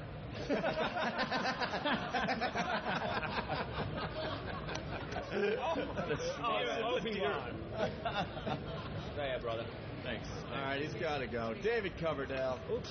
Sorry, Oh, I have to give the camera to somebody. Oh, boy. Jimmy's getting his Doing a photo celebrity op on photo radio. live on the show. That's how he does it. So am I. You're coming in, right? Yeah, let's... Why do you bother him with pictures for? Now Anthony getting his picture with David Coverdale. He does smell good. Dude, I got to get the... someone has to write down the name of that cologne. Wow. Thank you, David. Hey, Ben, could you write down the name of that cologne, please? I don't think... That is what you call a girlfriend stealer. That's right there. fantastic. Jesus. There were more syllables in that cologne name. I know, it was really long, but I'm going to get it. Guy's a rock star. Guy is just a fucking rock star. He's a legend. What are you looking for? I was smelling the fucking area he was sitting in. It smells really good. You smelled his seat? Not the seat part, the back part. The seat part would be gay. If you smell the back of the man, that fucking stuff smells fantastic. Jesus, got on my white trash. Oh, we promised we would get Lee Abrams on the show before we got out of here. Oh, wow. And no David sign Coverdale of to Lee Abrams. No sign of Elo yet? No. Is it the shareholders meeting? Lee! Do they have Throwing up, vomiting. We're getting Lee Abrams on the show here. We only have a few minutes left on the show. These 2-hour shows are killing us. They're exhausting. They really are. 1 hour goes by, and then what do you got? Another hour. And you just got to sit through it. Here he is. The legend, Lee Abrams, everyone. Well, hello. Hi. You're the only executive that has made it here today. Yeah, I know. I think there's some big investors conference or something going on. You didn't feel like going to that one? Nah. I had to come and check out you guys. You're wearing like a suit thing. I know. You're not a suit guy. No, not at all. But you look very uncomfortable in that. I'm horribly uncomfortable, but no tie. No tie. No. Thank goodness. So you're keeping it rock and roll, right? Absolutely. Surprised you don't tie a bong around your neck. No, I can do this once a year. How cool was it to see David Coverdale? Totally unbelievable. Yeah, but Lee has seen them all. I know. Yeah, you please. know. But no, it's always... He hung out with Paul McCartney, I mean... Well, the big news is the Bob Dylan show coming next up. Yes, now. What is this about? Well, you know, he's coming out of the closet, so to speak. You know, Hey, what accusations are you making here? No. Coming out of the studio. Because he's kind of been a reclusive over the years. Totally. But he did 60 Minutes, and he did the book, and he did the Scorsese thing, and I think he wants to kind of demystify himself. And been working on it for 5 years, and finally, you know, he owns 12 XM radios, which helped. That's pretty cool. And finally he wants to do a radio show, and it's going to be... But Lee, here's the problem. We don't understand what he's saying. Who's going to translate the Bob Dylan show? We are going to have a... Is there going to be a separate channel to translate Bob Dylan's show? No, we're going to do the show, and then immediately afterwards someone will translate what he says. The first channel that has to have subtitles on your unit. That's going to be unbelievable. He's going to do But it. actually, I was talking to you, and you said that he had to train himself to talk like the old Bob Dylan or something like that. You were telling me an inside... Maybe it's not for the radio. Who knows? Yeah, as Lee Abrams laughs uncomfortably. Shut up. Do you think Bob listens to the Opie and Anthony program? Absolutely not. Yeah, he's kind of out of our demo, right? You know what he listens to? He's addicted to Hank's Place and Bluesville. It's the only channels he listens to. Oh, really? Hank's Place, yeah. I can see him with All right, that. good. We'll support his show when it comes on wholeheartedly. We'll get him as a guest. No, it'll be a good one. Likes the sound of those pouring beers on Hank's Place, a nickel going in the jukebox. Right, see? Absolutely. Brings you right into the atmosphere. Did you There's fly a here? bottle across the head. No, it's a company business. I can't fly in company business. See, remember that? We heard when it's company business, he can't fly his plane because God forbid anything happens and someone's injured, then XM could be held liable. Though I am willing to sign a waiver, a disclaimer, whatever it takes, but I'm working on it. So you had to get on a regular flight? Yeah, it was horrible. that's Oh, gotta man. You know what? I could have beaten it, too, because it was 2 hours to get through security. Plane was 3 hours late, and I would have made it, you know. And think of how much more tie stick you could have carried in your plane than in your baggage. Well, I can't talk about that. Of course you can. We know. We understand, on Lee. the IT. All I know is whenever you get into a city, you're on the toilet looking for balloons. You see, that deserve more, fuckers. Plugging him out. You are right. You see, Brad Pitt is now going for his pilot's license. And you know what kind of plane he has? Same one I have. I know. I read that. Same plane. We saw the pictures in the paper. And that's where any similarity between you and Brad Pitt ends. Yeah. That's fine. We saw the pictures in the paper, and we're like, oh, look how cute this is. We saw the same pictures of JFK Jr. next to his plane. Yeah. Is that a good first plane to have? No, it's terrible. I'm thinking a Cessna 152, probably a good first. Much better. That was the problem with Kennedy. It's like, imagine a 16-year-old kid gets a Lamborghini. He's going to crash it. A what? Fast car. Lamborghini. A Lamborghini. Whatever. Ferrari. I think you'd want a high wing, something nice and not slow. much performance. Yeah, exactly. And the Volkswagen of the air. Yeah. Well, he's feeling the pressure because Angelina Jolie flies. Angelina Jolie. Yeah, she's got a plane. And supposedly she flies him and her kids around all over the place. Yeah, both of them, they've got like 100 hours. It's very scary. I wouldn't fly with them. No. But hopefully we all know how that will wind up sooner or later. I wouldn't fly with them. Yeah, don't worry about it. Whatever happened to just being rich and having a Learjet and a pilot that someone flies, and you're supposed to be in the back doing blow like Hef back? There's still a lot of that going on. Instead of having to worry about air traffic control. Pay somebody. Now you got to talk. Travolta started the whole thing, I think. Oh, he's got a lot of planes. He's got like passenger planes. He's got a 707. Yeah, parked in his front yard. He actually has it in his front yard where he can taxi it out to his own private runway. This is a 707. This was like the workhorse of passenger jets in the 60s. Absolutely. Yeah, and the DC-8. that is what he flies for a goof. And he's got a crew. It takes 3 pilots. He's got a whole crew. He's got a crew? Yeah. All Scientology creeps. Double J and the other guy, and then some guy fucking Annette in the back. Hey, Annette, cigarette?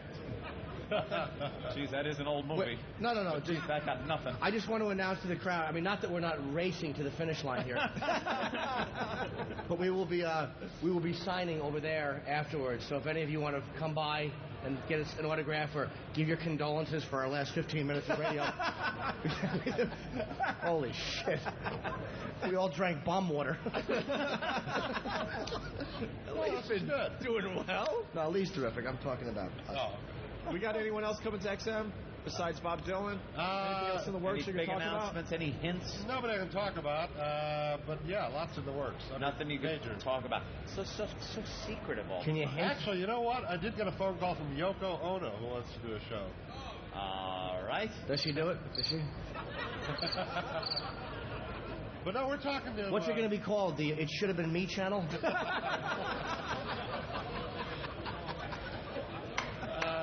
Yeah, good. Of course. Hold on, Lee. Let them enjoy that gem. A Patriot missile has been sent up and taken out that one incoming bomb. Very nice, Jimmy. Now, you hate The Who, right? No, I don't hate The Who. I just think they're overrated. No, Jimmy hates The Who. I don't hate the... They're right. They're all right. I don't hate them. We're talking to Pete Townsend about doing something. Oh. And, of course, you... What are you talking to Pete Townsend about doing? A kids channel show? The Pete and Gary Glitter show on XM Kids? A morning show. A morning show? Yeah, funny morning show. Saturday morning. Cartoons. Saturday morning tunes. Who else are we talking? We're talking to lots of people. Robert Plant. Okay. Yeah. Black Sabbath. Oh. No, you're not. Well, you and I are. Bill Ward. Yeah. I want to do a show with Bill Ward, an hour. Just, a radio thing. That'd be great. How loud I didn't mean to oversell it. How loud did the mics have to be turned up to hear a man sucking another man's cock for an hour? Let's find out right now. Get it? All right, Lee. All right. You helped us out for 5 minutes. Lee, you have clearance to take off. Okay, well, great to see you guys. A little airplane joke. Okay. It's Lee Abrams. Thanks, Lee. Thank you, Lee. Anytime you need to fill, yes. Fill, yeah. We'll call you. We'll call you when we need to fill. I guess we're just about done here from Vegas. All right. Hey, Lee. Go.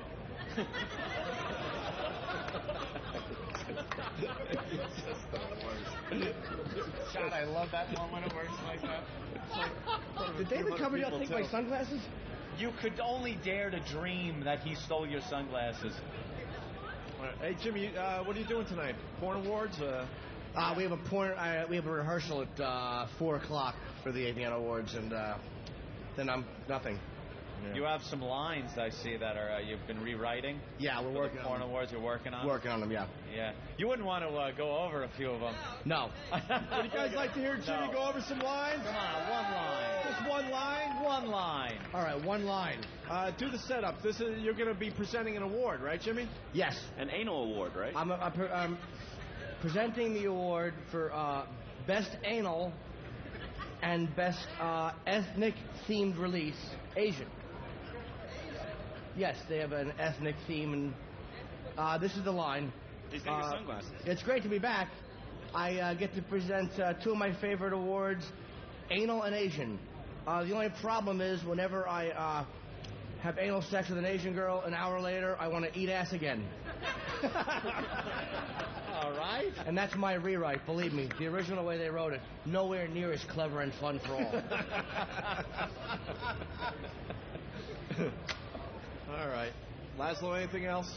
Not much else, but you should stop by and see that Elton John has a booth over there where he's selling signature pianos. They're red and they play by themselves. Really? That's nice, and there's plenty of headroom underneath them.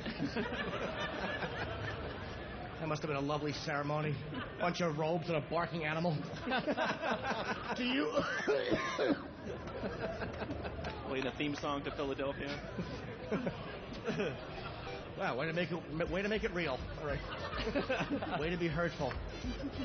All right, I guess we're just about done. Let's hear it for Laszlo for helping us out today. The man that actually does a little work. and research God. this thing. He's always well prepared for the show with notes and all sorts of things. He Ready interviews people. How many interviews do you have laid down with So people? far, I've interviewed 32 people. 32 people he's interviewed, and that'll show up on your on the Technophile, starting next week. Yep. Very good. Check that out. Where can people hear that? It's on about 20 or 30 different XM channels. Yeah, Plus every so often you'll be listening, Laszlo will pop in and give you a little tidbit on some of the tech that's going on. It's also at my website, lazlow.com. No Steve. No Steve. All right, we'll end with Keith the Cop. Keith, come on over here. Keith. You got anything? Nothing at all. He's got not a You got thing. nothing? I've got nothing. Club Soda Kenny would have gave us something to end the show. Yeah, a little joke. I'll give you a little Club Soda Kenny. Give us to a end little the show. club soda. We miss him so much. Kenny wasn't allowed to come on this trip, so he taped all sorts of notes for us. So we feel more at home having Notes. him here. Taped audio for us. You dropped something. That's a famous. You dropped something. All right, let's get the hell out of here. Why? This is going well. I want something inspirational. Right. We got flop sweat appearing on our foreheads. Guys, thanks for checking out the Opie and Anthony Show. Live from Las Vegas, Nevada at CES. We'll be back live in New York City on Monday. And I'm gone for 3 weeks, so. Oh, yeah, say goodbye to Jimmy. thanks, He'll Jim. be back on the program in 3 weeks. Way to help out, Jim. Thanks. We'll be in L.A. taping Lucky Louie for HBO. Thank you to Don Wicklin and Lucky Ben Louie, Sparks. And inconvenienced O&A. I'm kidding.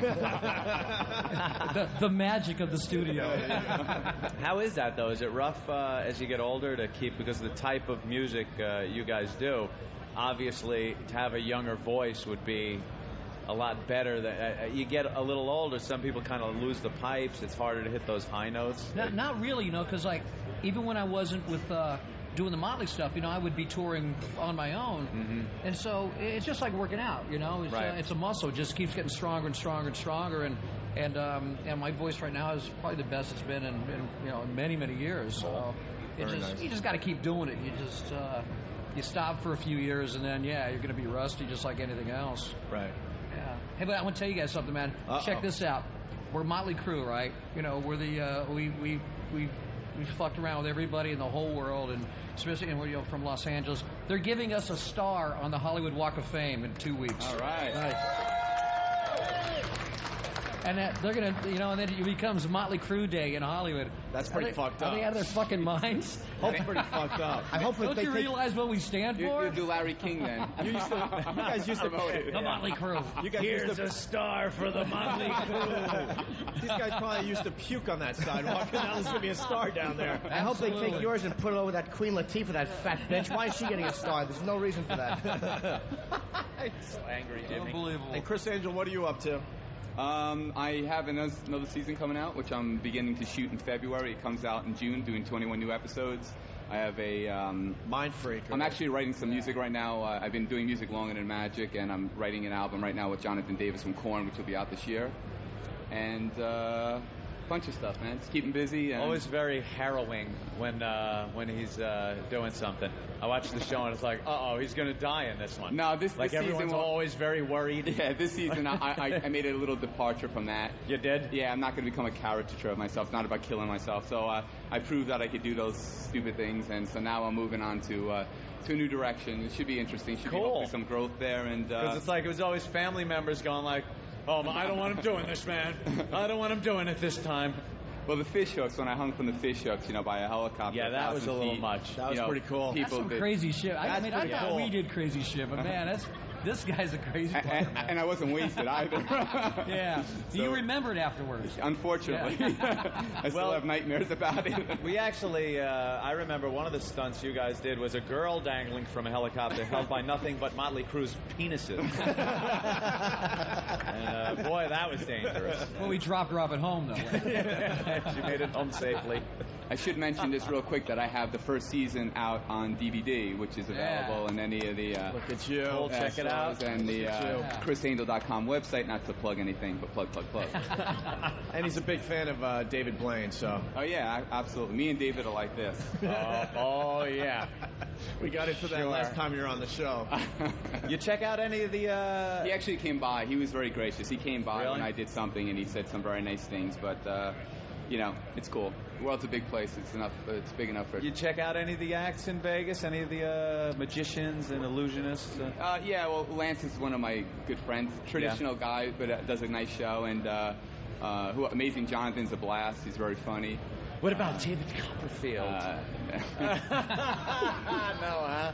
Not my speed, dude. No? It's old school. What do you think of... Yeah, he actually called me a couple of weeks ago. He was really upset with me because he still thinks he's, relevant today, and I think he is, but he was very upset because I said that he was old school, so I can't say he's old school anymore. Now, when he lost Claudia Schiffer, that was a disappearing act that... He's still trying to conjure her back again. He's waving his arms. He's pulling silk off of the bed, and she's still not there.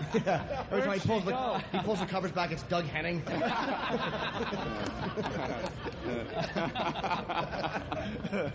That's horrible. Good. I'm supposed to get Magician of the Year by the Magic Castle. I think I just lost that this year. I think I just lost. No, stop. What do you think of Penn and Teller? Penn and Teller are good guys. Actually, they're good friends of mine, and I made a deal with Penn. Every time he mentions my name, I get buy him dinner. So I think I'm up to like 33 dinners with him right now. That's cool. But I'm doing his show. He has a show now. I'm doing the show next week, and they're going to be on my television series. So they're funny guys. Yeah, they're really crazy. You should have bet Teller. Yeah, he doesn't speak. That's an easy bet. So you're doing your second season, you're doing another album and touring Europe, and I'm fucking doing Albany at the end of February. 2 nights, Comedy Works. We'll be there. Oh, yeah, it should be a good... Awful plug. That was the worst. Pretty smooth, Jimmy. Worst way to slip a plug in. Well, I just wanted to make sure everybody knew that we're 3 people on equal footing. And how will people find out about where that specifically is? Do they have a website or something that they can go to? Funny you should ask. You can go to eatabullet.com. That's my website. Eatabullet.com. Yes. That's not like... That's also where you can get Chris's and Motley Crüe's information, all off my website. You guys checking out the technology here today, or are you guys... Where is she? Do you have any gadgets when you're touring on the bus? It's my cell phone, man. That's it? And XM radio. And XM radio. That's it, yes. yeah. That's None of the gadgets, though, get you. Yeah, I mean, a lot of the you walk around here, it's like, well, some of them pretty cool, useful. Other ones, it's like, what kook thought this up? This is the problem with technology. I think technology is brilliant, but the problem is that they always release things that are not completely worked out, and they still have bugs. And then, like, you buy the thing, you have problems with it, and then 6 months goes by, and they have the new one coming out. And then you got to buy that. And then you got to buy that, and that still has some bugs. It's called staying in business. Yeah. It's the way they stay in business. There's a car right around the corner that has a waterfall. Why? I don't know. You open up the hatchback, and it has an actual waterfall from the top. Is David Blaine in there? Yeah, right. It's called the Ted Kennedy. Or the chick looks in and goes, "What's that?" You just fuck her real quick.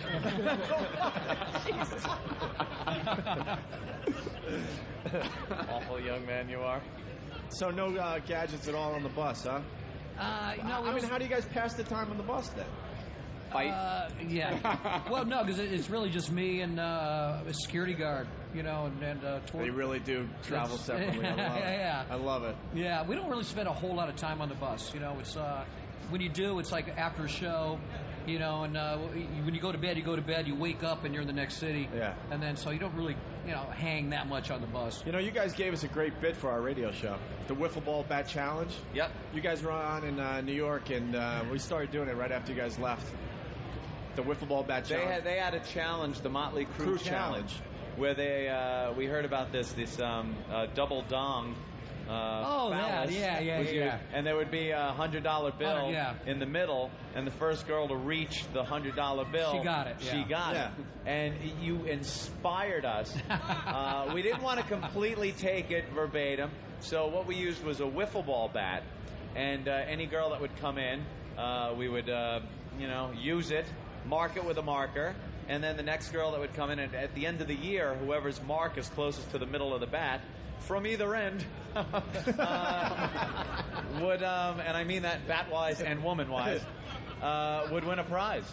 And that was completely very inspirational. And actually, the winner is right there with that mustache at the computer, and his name is Steve. Steve just trying to mind his own business, getting slammed.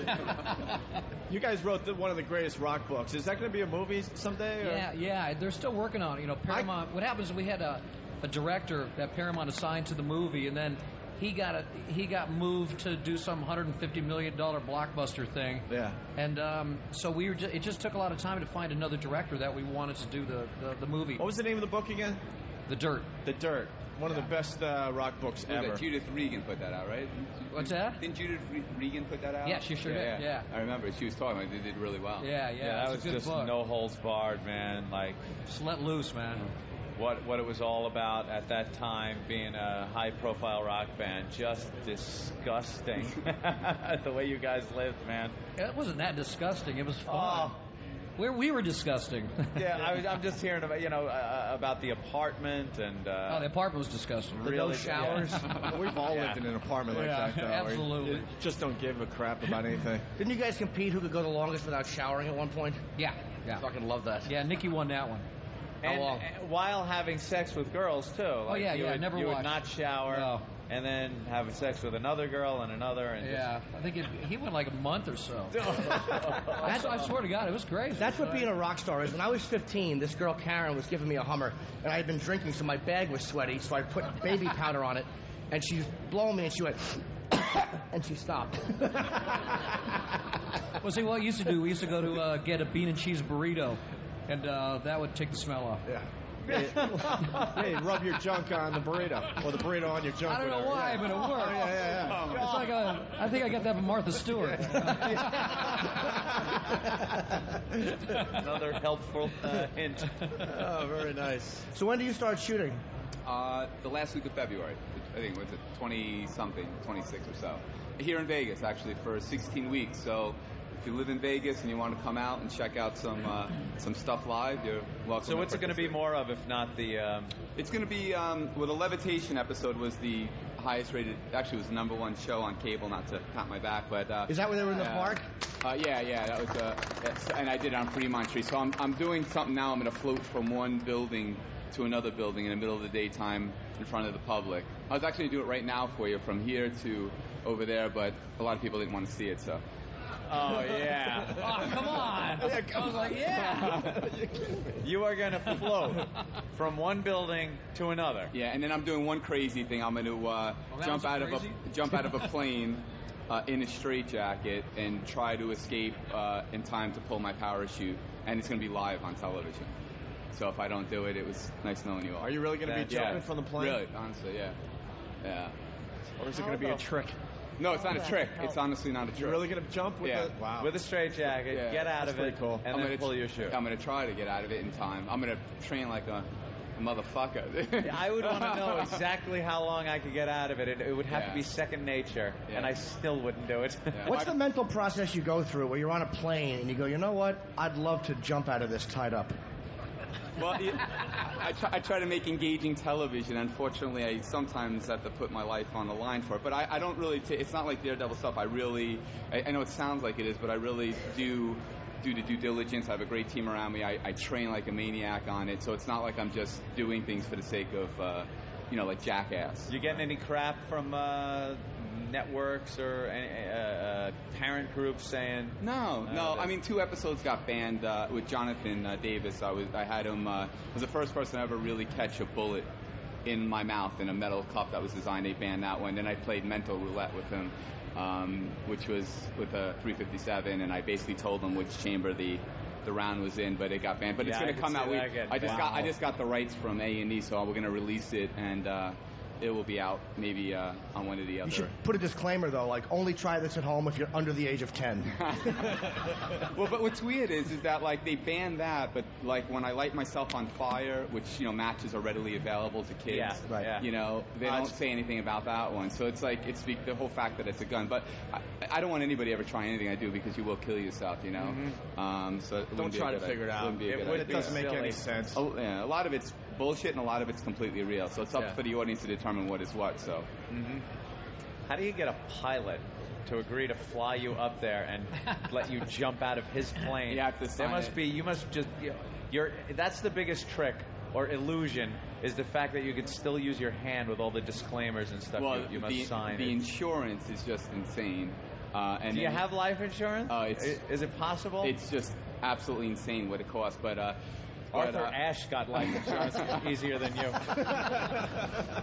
And then then you have to sign a letter to indemnify him from, like, if I kill myself, that he's not responsible. I had to sign one for Jonathan.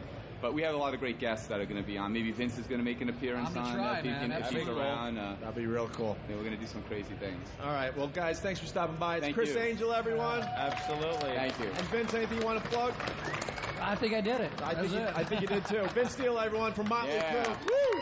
I think these guys are sticking around and sign some autographs. We're going to continue in just a bit. David Coverdale on the way, and we'll talk to Laszlo next. Stay there. Holy crap! Live from Las Vegas. Shut up! It's the Opie and Anthony Show. You insane It stinks.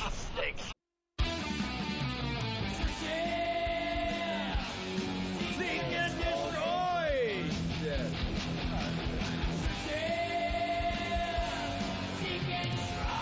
That's hilarious, actually.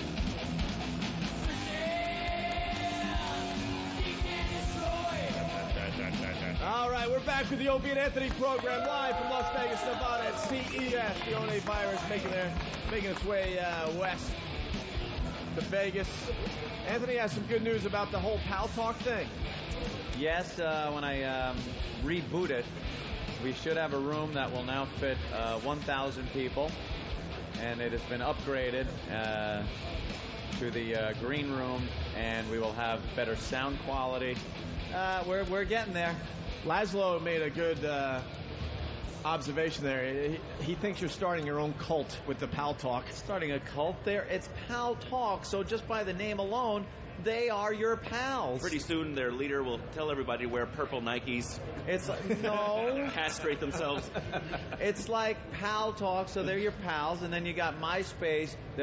You have a friends list. They're all your friends. It's all very nice. For a guy that doesn't like to talk to people in public, you sure do like chatting. This is perfect for me.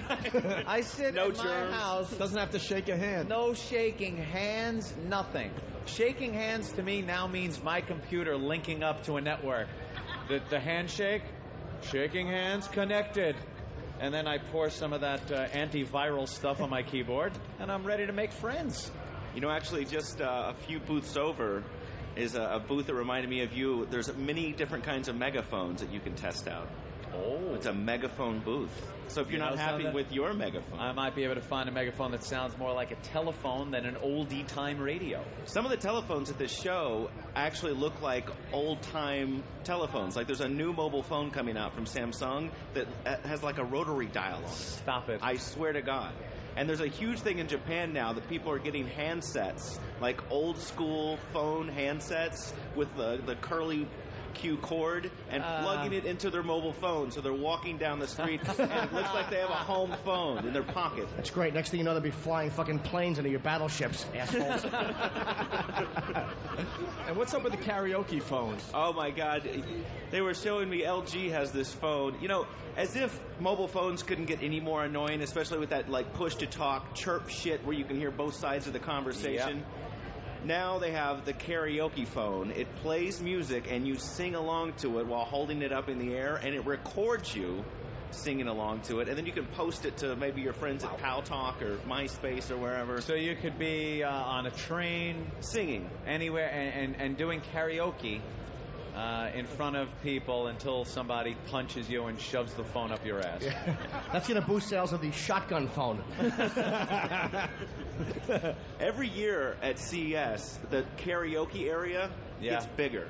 I've noticed karaoke is kind of another resurgence in karaoke. Yeah. It goes in waves, and unfortunately there is another resurgence of karaoke. What do they got? What are the newest? Like, what's the best karaoke? Is it still just the same? The discs, the bad videos that play in the background? Or just they have microphones now that, everything's inside the mic. You just plug it into the television. Oh, it does really? The video, it does the audio. That's it. What is worse? Doing double penetration hardcore pornography or being an actor in a karaoke film video that plays behind that? You ever see that? My eyes adore you. And there's some girl looking like everything is taken literally. Like a million miles away. And they show a map of a million miles. Everything's got to be literal. Last year, I don't know if she's here this year, but Debbie Gibson was, she had her own little special.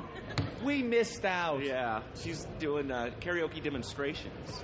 Really? Yeah, your career's come to that. In good shape. Again, she's looking for the shotgun phone. I hate the way during karaoke everybody's so supportive of each other. They should just be fucking heckling each other when somebody's up there belting out a tune. You stink. You're horrid. I don't know why when that joke was bombing I had to yell, you stink, like that would really salvage it. Exactly.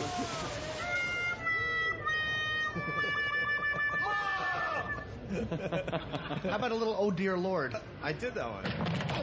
Oh, I didn't hear it. Hope that woke the crowd up. That's terrific. That's terrific. Did you check out the plasmas? They're like 102 inches now. You can't. It's bigger than the screen that you. Yeah, they've gotten ridiculous. Like, I don't know where you're supposed to put these things. Is it on the roof? Is it something for Times Square? Evidently in the back of your car, because we're in the hall where all the car audio and stuff is, and why people are mounting plasma screens in the trunk of their automobile. Yo, B, you got to have them on all four doors, on the dashboard. When you lift your trunk lid, there's got to be a TV back there. And a waterfall. They didn't turn on the waterfall yet. I want to see the waterfall car. Yeah. I want to see it. But the good thing is that them making TVs that big brings down the price of the ones that you can reasonably put in your house. Flat panel TVs have dropped 40% in the last year. So you can actually get, there's a couple models here, plasmas, 42-inch plasmas for $1,800. You know what, though? I went to buy one, and that guy Todd came up to me, and all of a sudden the price was $5,000. Yeah, mother... Just gotta let it go, Ed. You gotta let it go. I'm trying, maybe tonight. By the way, there's no sign of Elo still. Elo is, let me picture Elo. Hotel room, bed, wet rag on forehead, moaning, groaning. Doesn't he have some high-profile meetings today? Who knows what he does? Does anyone really know what he does? Yeah, he's got a meeting. It's called Alcoholics Anonymous. And he's not picking up his phone, so... Of course he's not. Right now he's like, who's pounding on the door? He's laying in his own vomit nude on the fucking bathroom rug. Hey, don't make it hot. I noticed that most of the executives are not here right now. No. They were celebrating all night with the new gadgets, and woohoo! And they're still not here at CES. Drinking all the profits. I go to a lot of trade shows, and I have to say the absence of the little doggy company, it's embarrassing. It's really kind of weird. Well, all their eggs are in one little basket, and it's not the technology basket. I mean, you walk outside here, and there's planes circling around the convention center with XM banners. It's like XM everywhere. That's nice. Criss Angel's jumping out of one right now as we speak in a straitjacket. He's practicing outside. You underestimate Sirius, though, but they actually have a competitive thing for us. They have the Wise Guys show, which is like a bunch of the Sopranos. Because, being funny and stuff, like, hey, you're going to whack you. This gotta be funny day after day. I can listen to that and just laugh, I got whacked. Cut it out. No, he didn't. Hey, how you doing? Only 4 hours to go. One of the things I noticed about this show, it's so big now, they're renting, those scooters that, like, fat people have or sort of disabled people have that just makes them fatter? There's a big difference, by the way, between the disabled person using a scooter and the fat person using a scooter. They're renting those things at this show. Why? Because it's so much ground it's so big, and fat people get tired easily. So I saw this fat guy just sailing through a booth on one. Did not realize that there was a step, and when dude, it looked like something out of Jackass. He goes flying, and the scooter actually tilted over on the right side, and he almost fell over. At which point he got his cane and righted himself. And he must have, blown out the suspension on this rental scooter. I would have loved to have seen that in slow motion in front of Caesar's Palace. As his legs break and he ragdolls his fat body. I was really hoping he'd die at the end of that story. Yeah, you have sympathy for the disabled people. You know, you get out of their way and stuff. But when I see some tubby driving one of those things... And they haul ass on him, and you're supposed to get out of the way. Fuck them. I don't have sympathy for the disabled. I bully them. I asked Keith the cop to go to his trunk. We get some spike strips and have some fun. Hey, we have some audio of Imus. Imus was talking about us today. Imus. He was trying to give us some advice. Yeah. What did he have to say? He wants us to leave Howard's daughter alone? What did we do? I don't even know. We just reported the story. Actually, I think there was a story written in the Post because of what we discovered online. Let me tell you something. We love the I-Man. I love Imus. Enjoy the show. He's been very supportive. But the realistic part of this whole thing is Imus is not a kid anymore. He has gotten up there in age. And if you've noticed older people, I've noticed with like my stepfather and stuff, they get sensitive and emotional over things they never used to. Sentimental. You start seeing them cry. Yeah, tears will come to their eyes. Watery eyes. Where years ago he's pounding CC and driving a boat into a slip that he doesn't fit into. You know, and now it's like, you know, oh, that telephone commercial where the daughter calls the dad, and you're like, oh, you can act like a man. And I think Imus might be hitting that mark. It's a little rough. Because if he's getting upset that we're talking about Howie's daughter doing a nude scene in some Jewish play, Imus, please. And there may or may not be pictures of Howard's daughter naked. No, let's throw some baloney on her ass, Robin. Why don't they get the guys with the laser pointers to point out the faults? Well, yeah. Why don't we do that? I couldn't think of the perfect girl to rip that bit off with. But Imus wants us to leave Howard's daughter alone. No. Here's the audio from this morning. Let's go to track one if Eric's paying attention back in New York. Eric, get off the wrestling site, faggot. Hit it. Howard Stern's daughter, Emily, has abruptly been pulled out of an off-Broadway show in which she appeared stark naked. Yeah. And there are some pictures in the Post, too. I'll leave the guys. And the Daily News. And the Daily News. But it's a wild shot with... she's playing, actually, Madonna in the show Triad, which is, you know, obviously it's about the Kabbalah and the famous follower of Kabbalah, which is Madonna. And so she appears in these yellow panties and a cone bra. And in the finale, the rabbi, who's the executive director of the show, tells her that if she gets naked, the Messiah will come. And she strips off all of her clothes, and then the rest of her cast also gets nude, and then they worship her body parts. And it was panned in the New York Times as dreadful, mind-numbing, and in bad taste. How great would it be, though, if she ended up on Opie and Anthony, you know, sticking cucumbers in her private parts? I mean, something to behold there or not? I mean, is there not something here that is some twist that's sort of a... Looking for a silver lining, right? You know what I'm saying? Yeah. Leave the guy's kid alone. Oh, Imus. That wasn't bad, though. It's not like he trashed you guys. No, he didn't trash, but that's kind of like your dad telling you, you're not taking the car tonight. Leave this guy's kid alone? The shit that Howard had to say you about You are his son. Are you going to listen to Dad? Hell fucking no. Howard made a living exploiting other people's daughters. That is what got him to the point he's at, is the total exploitation of other people's daughters. And it is a sweet justice that his daughter appears nude, that there will be nude pictures, and that he is, no matter what he says, disgusted and embarrassed by this and knows that this is something she is doing to directly get back at him for whatever problems they've had over the years. That is how I see this. All right, we got another track from Imus this morning. Listen to this. Here's what I want to say, and I just hope Opie and Anthony, and, you know, I'm very close to Opie. I think he may be my son. Yes. And I do like him. I would say to them, let's just lay off the Howard Stern daughter story. I think there's some things that, you know. If they do that, then they're pussies. Yes. They have to go after her and him. I would be very disappointed in them if they were to do that. I would implore them and beg them here this morning on my program, the Imus Women program, to just rise above it. Rise above that. Sure. O&A, this is your morning to rise above that. I think and not to challenge the stripped naked appearance of Emily Stern in this, what I guess is just an atrocious off-Broadway show. Off-Broadway. Some things that ought to be off limits, and I just take the high road, boys. I would just implore and beg my friends Opie and Anthony, and as I said, I must go to Opie to try to take the high road, because as Kiki said, there's no mud on the high road.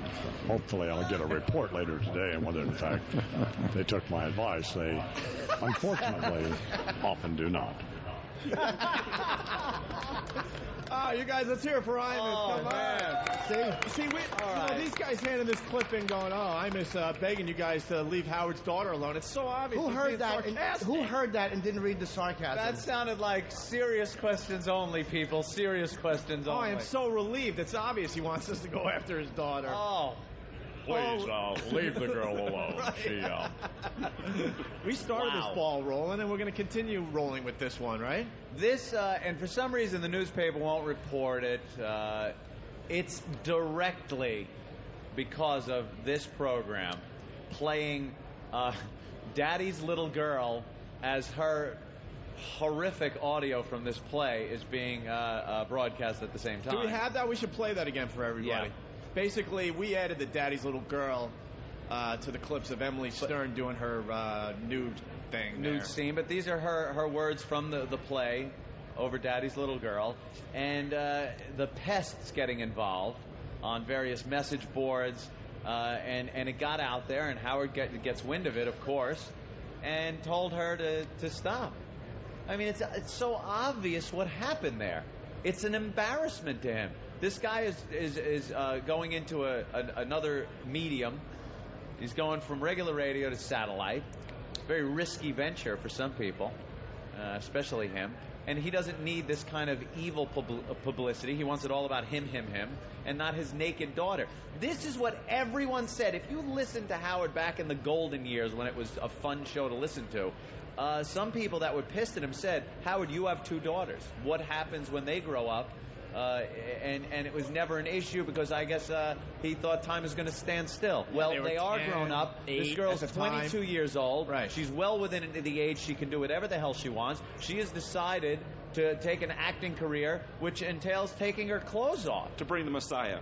Right. That's my favorite part of it. To bring the Messiah. Well, God bless. Good job raising your kid there, Howie. Payback is a bitch. First, we had that little episode at the hospital after the Jingle Ball, and now we have this nudity. And there may or may not be naked pictures of this her. This girl sounds like a goer. Of his daughter. Sounds like a goer to me. And if you have some of these pictures, you might want to email them to steve@foundrymusic.com. Steve wants to check them out. But here's the clip we threw together. Her audio and then Daddy's Little Girl behind it. Listen to this. Spiritual, sexual. O'er the end of the rainbow. My breasts. My pot of gold. My white shining legs, my vagina. Your daddy's little girl. My ass are all godly. To have and hold. God, in my tits. A precious gem. My tits inside, God. Is what you. My tits are godly. Your mommy's bright. My tits are God. And shining stars. Spiritual, sexual. You're the spirit of Christmas. Immediately notice my tits. My star on the tree. T.I.T. You're the Easter bunny. Papa, go free. To mommy and me. I'm in trouble deep. Your sugar, your smile. Papa, don't free. You're everything. I've been losing sleep. And your daddy. God, in my tits. My tits inside God. My tits are godly. My tits are God. Yeah. That's kind of embarrassing, don't you think? Oh, sorry, man. That's an attention. Knockers bouncing all over the joint, boy. And that's nothing but old old-fashioned communism. Happens every time one of those dancers start poontanging around with those showfolk fags. I didn't know you were going there. Sorry about that. Kind of embarrassing, though, don't you think? Yeah, a little bit. A little bit. Well, horrible acting, by the way. Jimmy, you're an actor. What do you think? It's hard to say because I didn't see it. I would say that the singing is a bit subpar. Yeah. But I didn't see the role. She should have gone, no, my vagina. Yeah, when you're dealing with my acting, it's very difficult to hold other people to the same standards that I hold myself to. Yes. Because I'm pretty much, I'm very involved in my roles. Yeah. And I don't appreciate any type of joking about my acting. Sorry. Well, that's an ongoing story. We'll have more on that. And later I'll be playing the part of a guy who would love to be blown. So, any ladies here with an acting career, give me those ribs, you. By the way, this just in, Elo is at an investors meeting, sitting in the back, listening to the show on his MiFi. Is he? That's good. He's laying in the back of the meeting with a cold rag on his head. Investors meeting. That's the excuse he's using today? For That's not being great. here? He's not at an investors meeting. That's why you come to Vegas. That's Investor bullshit. meetings. Ooh, that is bullshit. I'd be in the back betting who's going to fall asleep first. Some 80-page PowerPoint presentation. Oh. Now here, if you look at last year's... Shut up. PowerPoint is the downfall of mankind. I can't sit through any of it. I have never had to sit through a PowerPoint presentation. Nobody can actually communicate anymore without putting together a goddamn slideshow with three bullets on each page. Isn't that pretty much an overhead projector? Isn't that what PowerPoint is? With the transparencies just updated. Just sitting there hoping the light would burn out. Thank you. I shan't be there. Laszlo, anything else on the technology today? It seems like every company here has got some kind of iPod add-on device. Yeah. There's one called the IC that you dock your iPod into and turn it over, and it's got a larger screen because they think that the screen on the iPod's too small. Too small, so now you get a bigger screen. That's good. Do they have like a full-size television set that you could pop your iPod in and get programming on a television set? Like maybe you can download a show, let's say, from your computer on your iPod. You pop it into your television, and you're actually watching that TV show on your TV through your iPod. Now they're talking, because that's a big screen. Yeah. And it's television. You're getting a TV on your television. Last night, a guy was showing off a dock that sits next to your TV that you download shows to your iPod and then walk over and put it there. It's like, why didn't you just record it on your TiVo, stupid? Watching it. I love when the people go, I can watch TV on my computer. Yeah, I can watch it on my TV. It's fantastic. Nothing better than sitting in your office alone in your chair watching television for hours. On your computer. On your computer. The iPod pillow, Anthony, last night. iPod pillow? So you can go to sleep to whatever tunes you have on your iPod. You actually tuck it inside. It's got a, you can turn up the rumble on it in case you want some bass. Jimmy, you want one? I certainly don't. Better be jizz-proof. Cut it out, you. I hate enough with the fucking iPod already. If you put this in your ass, you won't get AIDS. All right, thanks. Oh, and the podcasting what kits. What is that? Won't the hole cut in the middle? Guy going.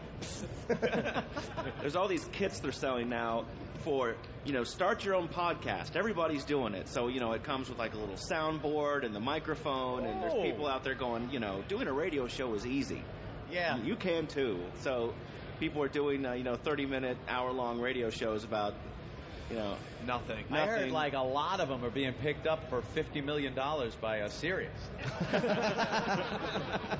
iPod stars are being made. All right, we're going to take a quick break. We got David Coverdale in the green room. He's going to He's going to walk on the stage in a few minutes to say hi to us. And we'll have more with Laszlo and other things. It's the Opie and Anthony program live from CES in Las Vegas, Nevada. As we go to break, I think we got Howard Stern doing an XM satellite radio commercial for us. Check this out.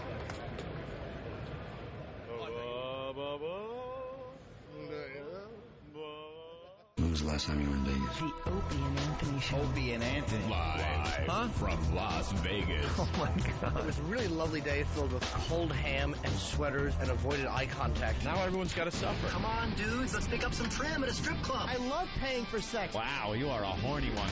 Praise the Lord and pass the ammunition.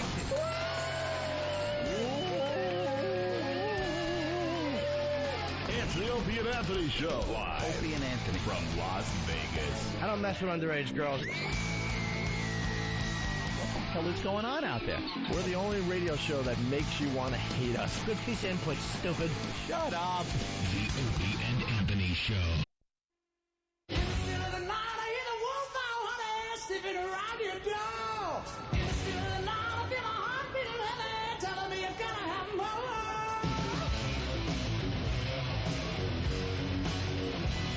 There's some Whitesnake for you. We're back with the Opie and Anthony program live from the CES in Las Vegas, Nevada. The O&A virus. Out west in Vegas. I believe we have David Coverdale ready to go. Oh, yeah. Ladies and gentlemen, David Coverdale from Whitesnake. God damn. And Laszlo was... There's a rock star. Hello, mate. How are you? Laszlo was in the green room. Rock stars. Huh? That's what we need is more rock stars. More rock That's stars? it. Oh, let's get into this. This guy is a rock star. Lived a life, the whole deal, man. We were talking to Alice Cooper yesterday, and we made that point that there's no real rock stars anymore. Oh, you don't think so? Not really. No, they're sissies. Not like the old days. Sissies. They're all political now. They're all trying to be political, and they don't just fucking rock and bang chicks like rock stars used to do. Bang chick. It's almost like now they're just playing the part of a rock star, what they think a rock star. Well, could I be a rock and roll aristocrat? Huh? Yeah, and then during... I just got to get close to the mic. I can't hear. During, like, the off hours, you know, they're... knitting and... vegetarians who... I am a fucking vegetarian. Uh-huh. I've eaten more meat than you've eaten, mate. He's not... Are you really a vegetarian? No, I'm a vegetarian. Vegetarian? Yeah. So you eat vegetables and fish? Vegetables and fish. All right. Is that that's what it's called? Vegetarian. I've never heard No, that. neither have I. It was Just coined the term. It's a sinus infection that's promoted it, I think. I'm a vegetarian. That means I eat vegetables and half the fat chicks from Laverne and Shirley. Oh, Jesus. Jim. Wow. Yeah. Wait. But no, what I meant was... That was a bomb.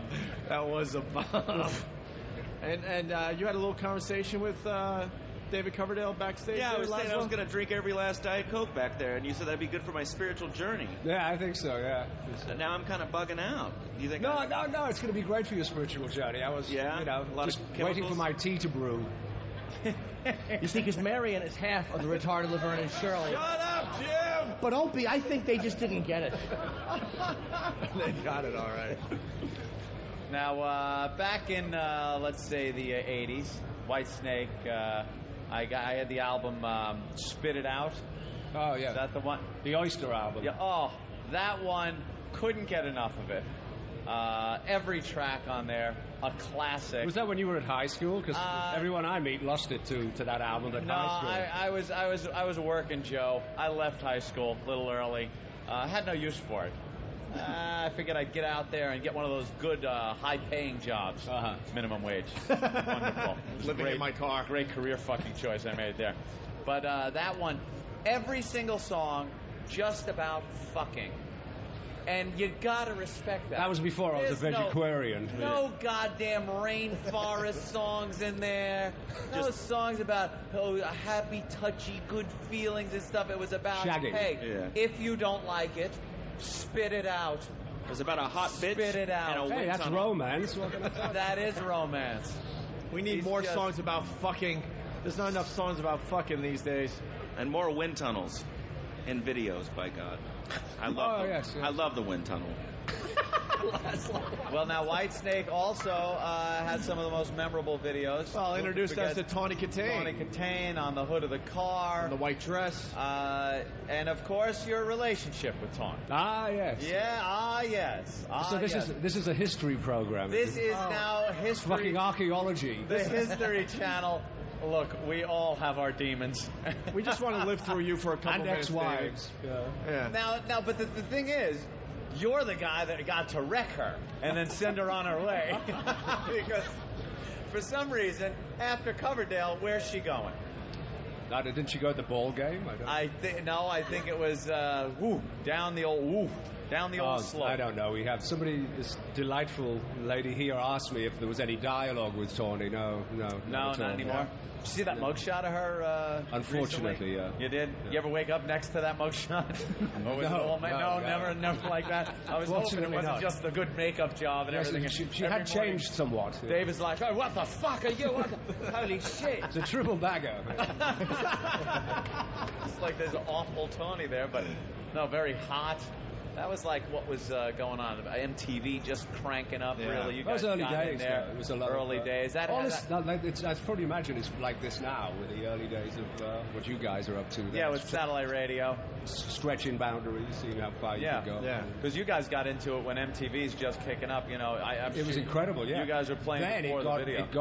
It was basically Frankenstein. It became so powerful they actually dictated what they wanted from the artist. That was the time I backed off. Yeah, instead of the music dictating. This is instead of writing a song, they actually said, this is what we want and this is the kind of video we want, and if you don't do this. When I worked with Jimmy Page, Jimmy and I are from the old generation, but fucking videos weren't invented, you know? Sure. Yeah. You played a show, if you didn't go to the show, you didn't see the band. It was that simple. Occasionally you put out a film that made no fucking sense whatsoever. And you'd have to go to the 99-cent theater, smoke a bunch of pot and watch it. You got to see the outtakes of that, though. It's hilarious. Yeah?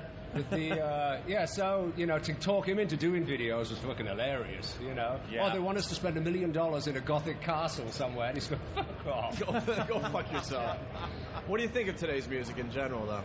I don't really sort of look at... I've never been involved in fashion in every aspect, and I haven't Lake Tahoe. I'm a vegetarian. What the fuck do you think, you know? I just asked who Snoop was. You don't know who Snoop is? No. Come on. He's everywhere, my son is actually introducing me to a lot of, like, Black Eyed Peas and stuff like that. He's 9, so it's a whole new thing. Does he think that's cool, or is it one of those things where he's interested, you know. He's been to some of my shows. I came out of retirement a few years ago, so I've been doing shows around the world, and so he's actually seen this rather than some horrifying pictures and scrapbooks. So. I'd be shoving it down their throat. I'm cool, you fucking... I'm a cool guy. Not just dad. But he's got all the instruments. He's got a band called Dry Ice. You know, basically anybody who comes over is in the band. Don't play anything. They charge you $1 to watch them rehearse, you know. Yeah. It's hilarious. You must have heard all the criticisms over the years of the Robert Plant. Oh, he's a Robert Plant ripoff. How would you answer? Well, I don't know. No, I've been doing it almost as long as Robert, so it's never really affected me. Robert and I actually were friends until I started selling lots of records. And then all of a sudden, I became his fucking nemesis, you know. Yeah. But I think working with Pagey and doing well was a suitable stick up his ass. One thing I always thought that put you ahead of him is all the shagging songs. Well, that too. But the ability to sing these songs live and have them sound like you recorded them. Your voice has always been amazing, still is. Thank you. And I think Robert Plant kind of over the years, what happened? Something happens. I don't know. With the instrument. Diet Coke, I don't know. See, you got to stay away from the Diet Coke. You got to be a vegetarian, and then you can still belt out the songs. So you're still playing, obviously. Yeah, I do 6 months a year. 6 months a year? Yeah, that's maximum. I enjoy, you know, I'm sorry to say, but I love enjoying my family at home. Family life. Fine. Watching my son grow, you know, which is hard on the road.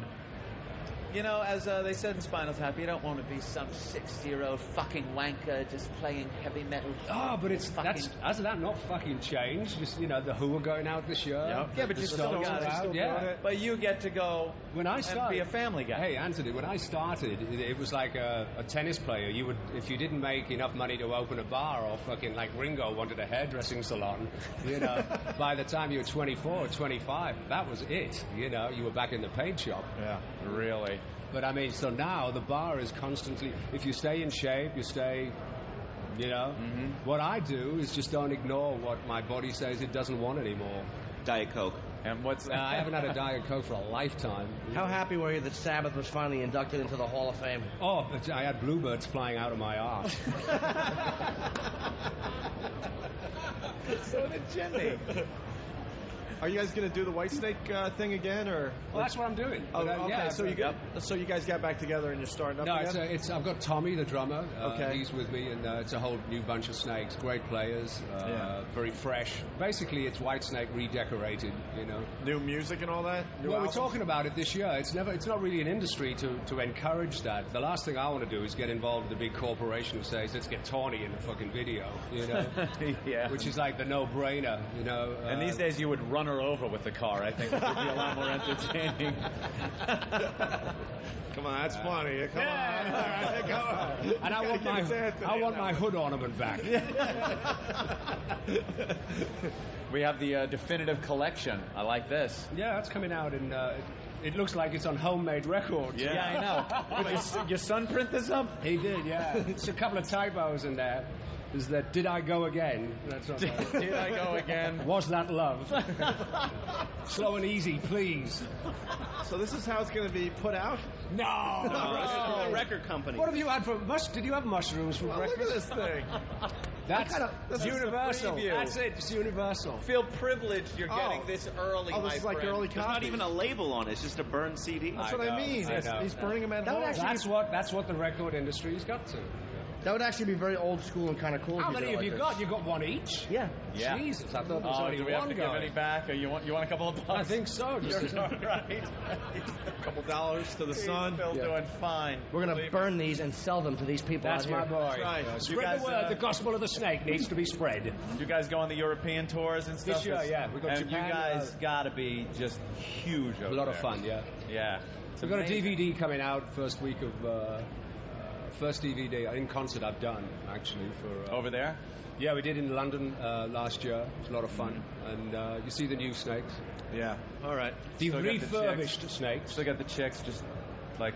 We still, I've turned into the fucking Tom Jones of rock. I still get dodgy underwear thrown up and stuff, which is very pleasant. Racing stripes on them.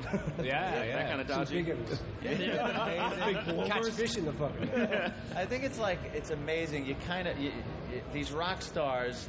Like you, Mick, all with the full heads of hair, too. They still got the rock hair. It's all very nicely It's all this predetermined, predestined DNA that's got rock star and great hair in it. Aristos, Dom. Aristos. Oh, really? This might sound gay, and I don't mean it to. You smell really good. That could be the best cologne I've ever smelled, and I know that there's really a homoerotic tone to that compliment. I don't mean it to be that way. Yeah, that's all right. My ass is twitching. Don't worry. Where do you eat? In-N-Out Burger? What kind of cologne is that? It's Comme des Garçons Avignon Incense Series 3. Wow. There you go, baby. What? Is that kind of like Polo? All right, I'm going to write that. We have to write that down so I can get that, because that's what success smells like. Stick to your high karate. I use Brute, because, Joe, whatever the fuck his name was, used it. The great smell of George Foreman. All right, they're telling us you got to go, so... let's hear it for David Coverdale. David Coverdale, Whitesnake. Some autographs off to the side, and it's the Whitesnake Definitive Collection. Thank you, David. David Coverdale, everyone. Thanks. All right. I need a picture with David Coverdale, and I never take We pictures all of do. anybody. We all do. But I want one separate. You need a cover for your CD. I want a separate one. I don't want you hooligans in there so I could Photoshop you out later. Yeah, bro. That's too much like work. We're getting autographs. Look at this. Autographs on the air. We don't care. Could you make Obies? This is a real rock star. Could you make Obies out to Dear eBay Buyer?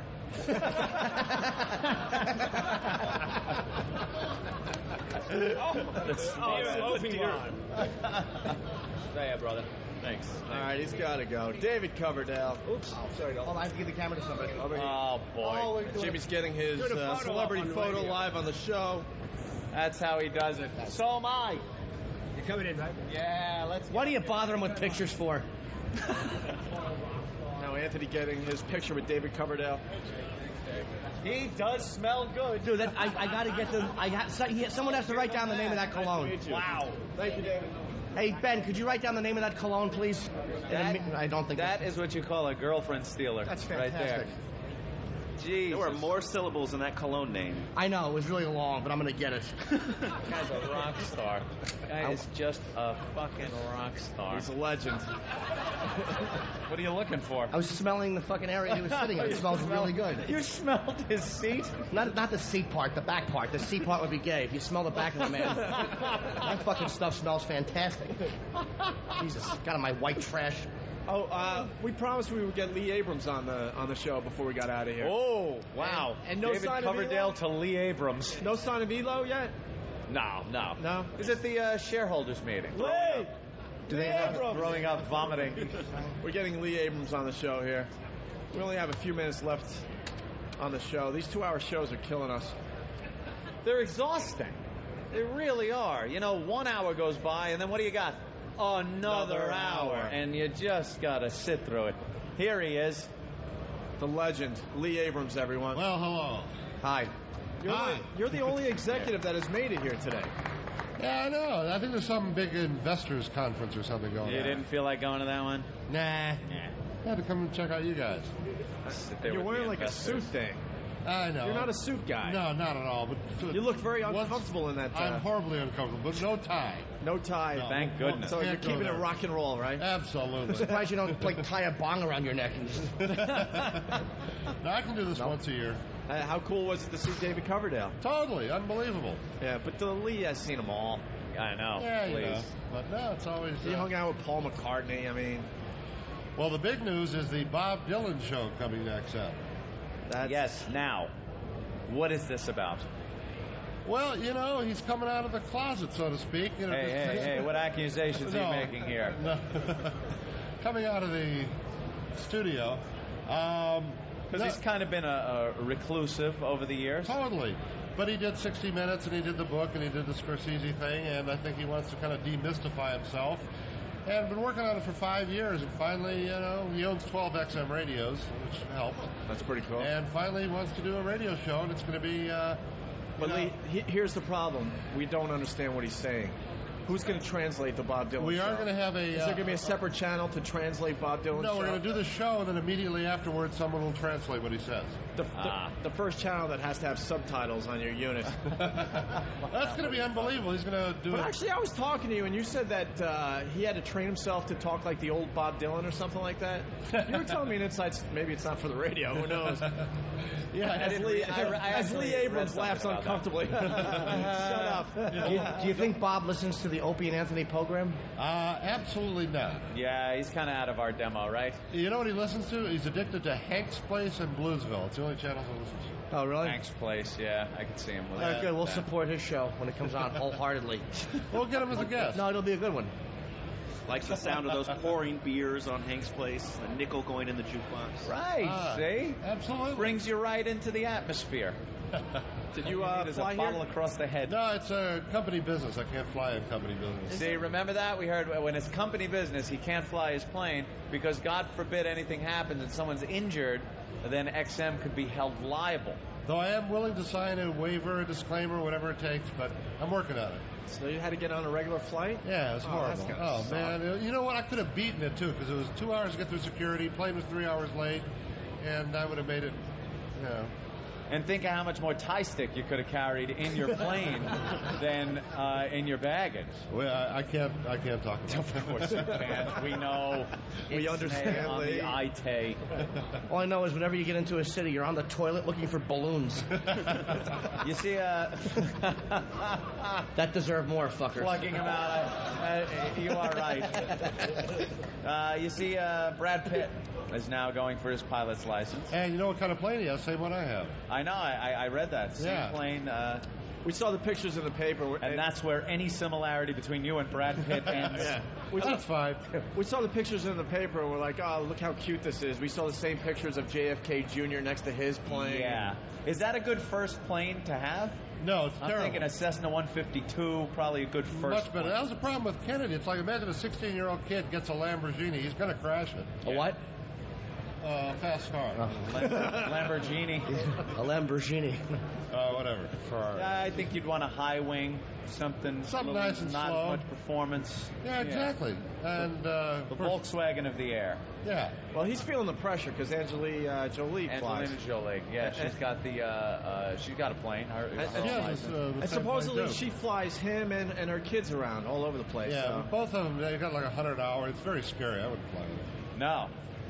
But hopefully we all know how that will wind up sooner or later. I wouldn't fly with them. Yeah, don't worry about it. Whatever happened to just being rich and having a Learjet and a pilot that someone flies, and you're supposed to be in the back doing blow like Hef back? There's still a lot of them going on. Instead of having to worry about air traffic control, pay somebody. And now you got to talk. Travolta started the whole thing, I think. Oh, he's got a lot of planes. He's got like passenger planes. He's got a 707. Yeah, parked in his front yard. He actually has it in his front yard where he can taxi it out to his own private runway. This is a 707. This was like the workhorse of passenger jets in the 60s. Absolutely. Yeah, and the DC-8. that is what he flies for a goof. And he's got a crew. It takes 3 pilots. He's got a whole crew. He's got a crew? Yeah. All Scientology creeps. Double J and the other guy, and then some guy fucking Annette in the back. Hey, Annette, cigarette? Jeez, that is an old movie. Wait, no. Jeez, that got nothing. I just want to announce to the crowd, I mean, not that we're not racing to the finish line here, but we will be signing over there afterwards. So if any of you want to come by and get us an autograph or give your condolences for our last 15 minutes of radio. Holy shit. We all drank bomb water. Lee's been doing well. No, Lee's terrific. I'm talking about us.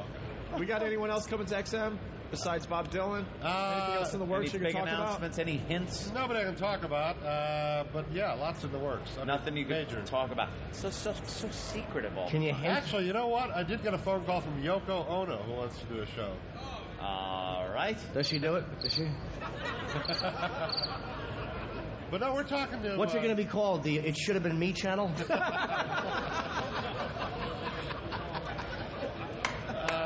Yeah, good.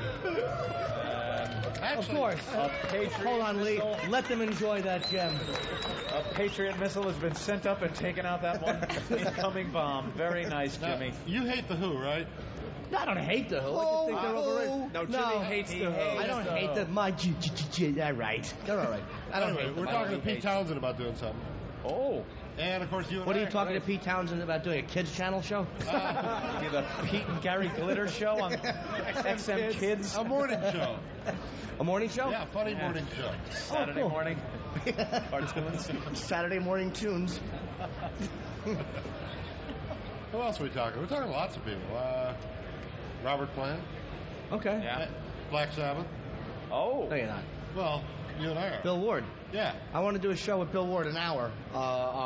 Just, a little a radio thing. That'd be great. How loud did I didn't mean to oversell it. How loud did the mics have to be turned up to hear a man sucking another man's cock for an hour? Let's find out right now. Get it? All right, Lee. All right. You helped us out for 5 minutes. Jesus. Lee, you have clearance to take off. Okay, well, great to see you guys. Little airplane joke. Okay. It's Lee Abrams. Thanks, Lee. Thank you, Lee. Anytime you need to... To fill, yes. Phil, yeah. We'll call you. We'll call you when we need to fill. I guess we're just about done here from Vegas. All right. Hey, Lee. Go. It's just the worst. God, I love that one when it works like that. Did David Coverdale take my sunglasses? You could only dare to dream that he stole your sunglasses. Hey, Jimmy, what are you doing tonight? Porn awards? We have a rehearsal at 4:00 for the AVN Awards, and then I'm nothing. Yeah. You have some lines I see that are you've been rewriting. Yeah, we're working on porn awards. You're working on. Working on them, yeah. Yeah. You wouldn't want to go over a few of them. No. Would you guys like to hear Jimmy go over some lines? Come on, one line. Just one line. One line. All right, one line. Do the setup. You're going to be presenting an award, right, Jimmy? Yes. An anal award, right? I'm presenting the award for Best Anal and Best Ethnic-Themed Release, Asian. Yes, they have an ethnic theme, and this is the line. He's got your sunglasses. It's great to be back. I get to present two of my favorite awards, Anal and Asian. The only problem is whenever I have anal sex with an Asian girl, an hour later, I want to eat ass again. All right. And that's my rewrite, believe me. The original way they wrote it, nowhere near as clever and fun for all. All right. Laszlo, anything else? Not much else, but you should stop by and see that Elton John has a booth over there where he's selling signature pianos. They're red and they play by themselves. Really? That's nice, and there's plenty of headroom underneath them. That must have been a lovely ceremony. Bunch of robes and a barking animal. Do you... Playing a theme song to Philadelphia. Wow, way to make it real. All right. Way to be hurtful. All right, I guess we're just about done. Let's hear it for Laszlo for helping us out today. The man that actually does a little work and research at this thing. He's always well prepared for the show with notes and all sorts of things. He goes, he interviews people. How many interviews do you have laid down with So far, I've interviewed 32 people. 32 people he's interviewed, and that'll show up on your... on the Technofile, starting next week. Yep. Very good. Check that out. Where can people hear that? It's on about 20 or 30 different XM channels. Yeah, every so often you'll be listening, Laszlo will pop in and give you a little tidbit on some of the tech that's going on. It's also at my website, lazlow.com. No Steve. No Steve. All right, we'll end with Keith the Cop. Keith, come on over here. Keith. You got anything? Nothing. Nothing at all. He's got not a You got thing. nothing? I've got nothing. Club Soda Kenny would have gave us something to end this show. A little joke. I'll give you a little Club Soda Kenny. Give us to a end little the show. club soda. We miss him so much. Kenny wasn't allowed to come on this trip, so he taped all sorts of notes for us. So we feel more at home having Notes. him here. Taped audio for us. You dropped something. That's a famous something. You dropped something. All right, let's get the hell out of here. Why? This is going well. I want something inspirational. Right, we got flop sweat appearing on our foreheads. Guys, thanks for checking out the Opie and Anthony Show. Live from Las Vegas, Nevada at CES. We'll be back live in New York City on Monday. And I'm gone for 3 weeks, so... Oh, yeah, say goodbye to Jimmy. Thanks, He'll Jim. be back on the program in 3 weeks. Way to help out, Jim. Thanks. He'll be in L.A. taping Lucky Louie for HBO.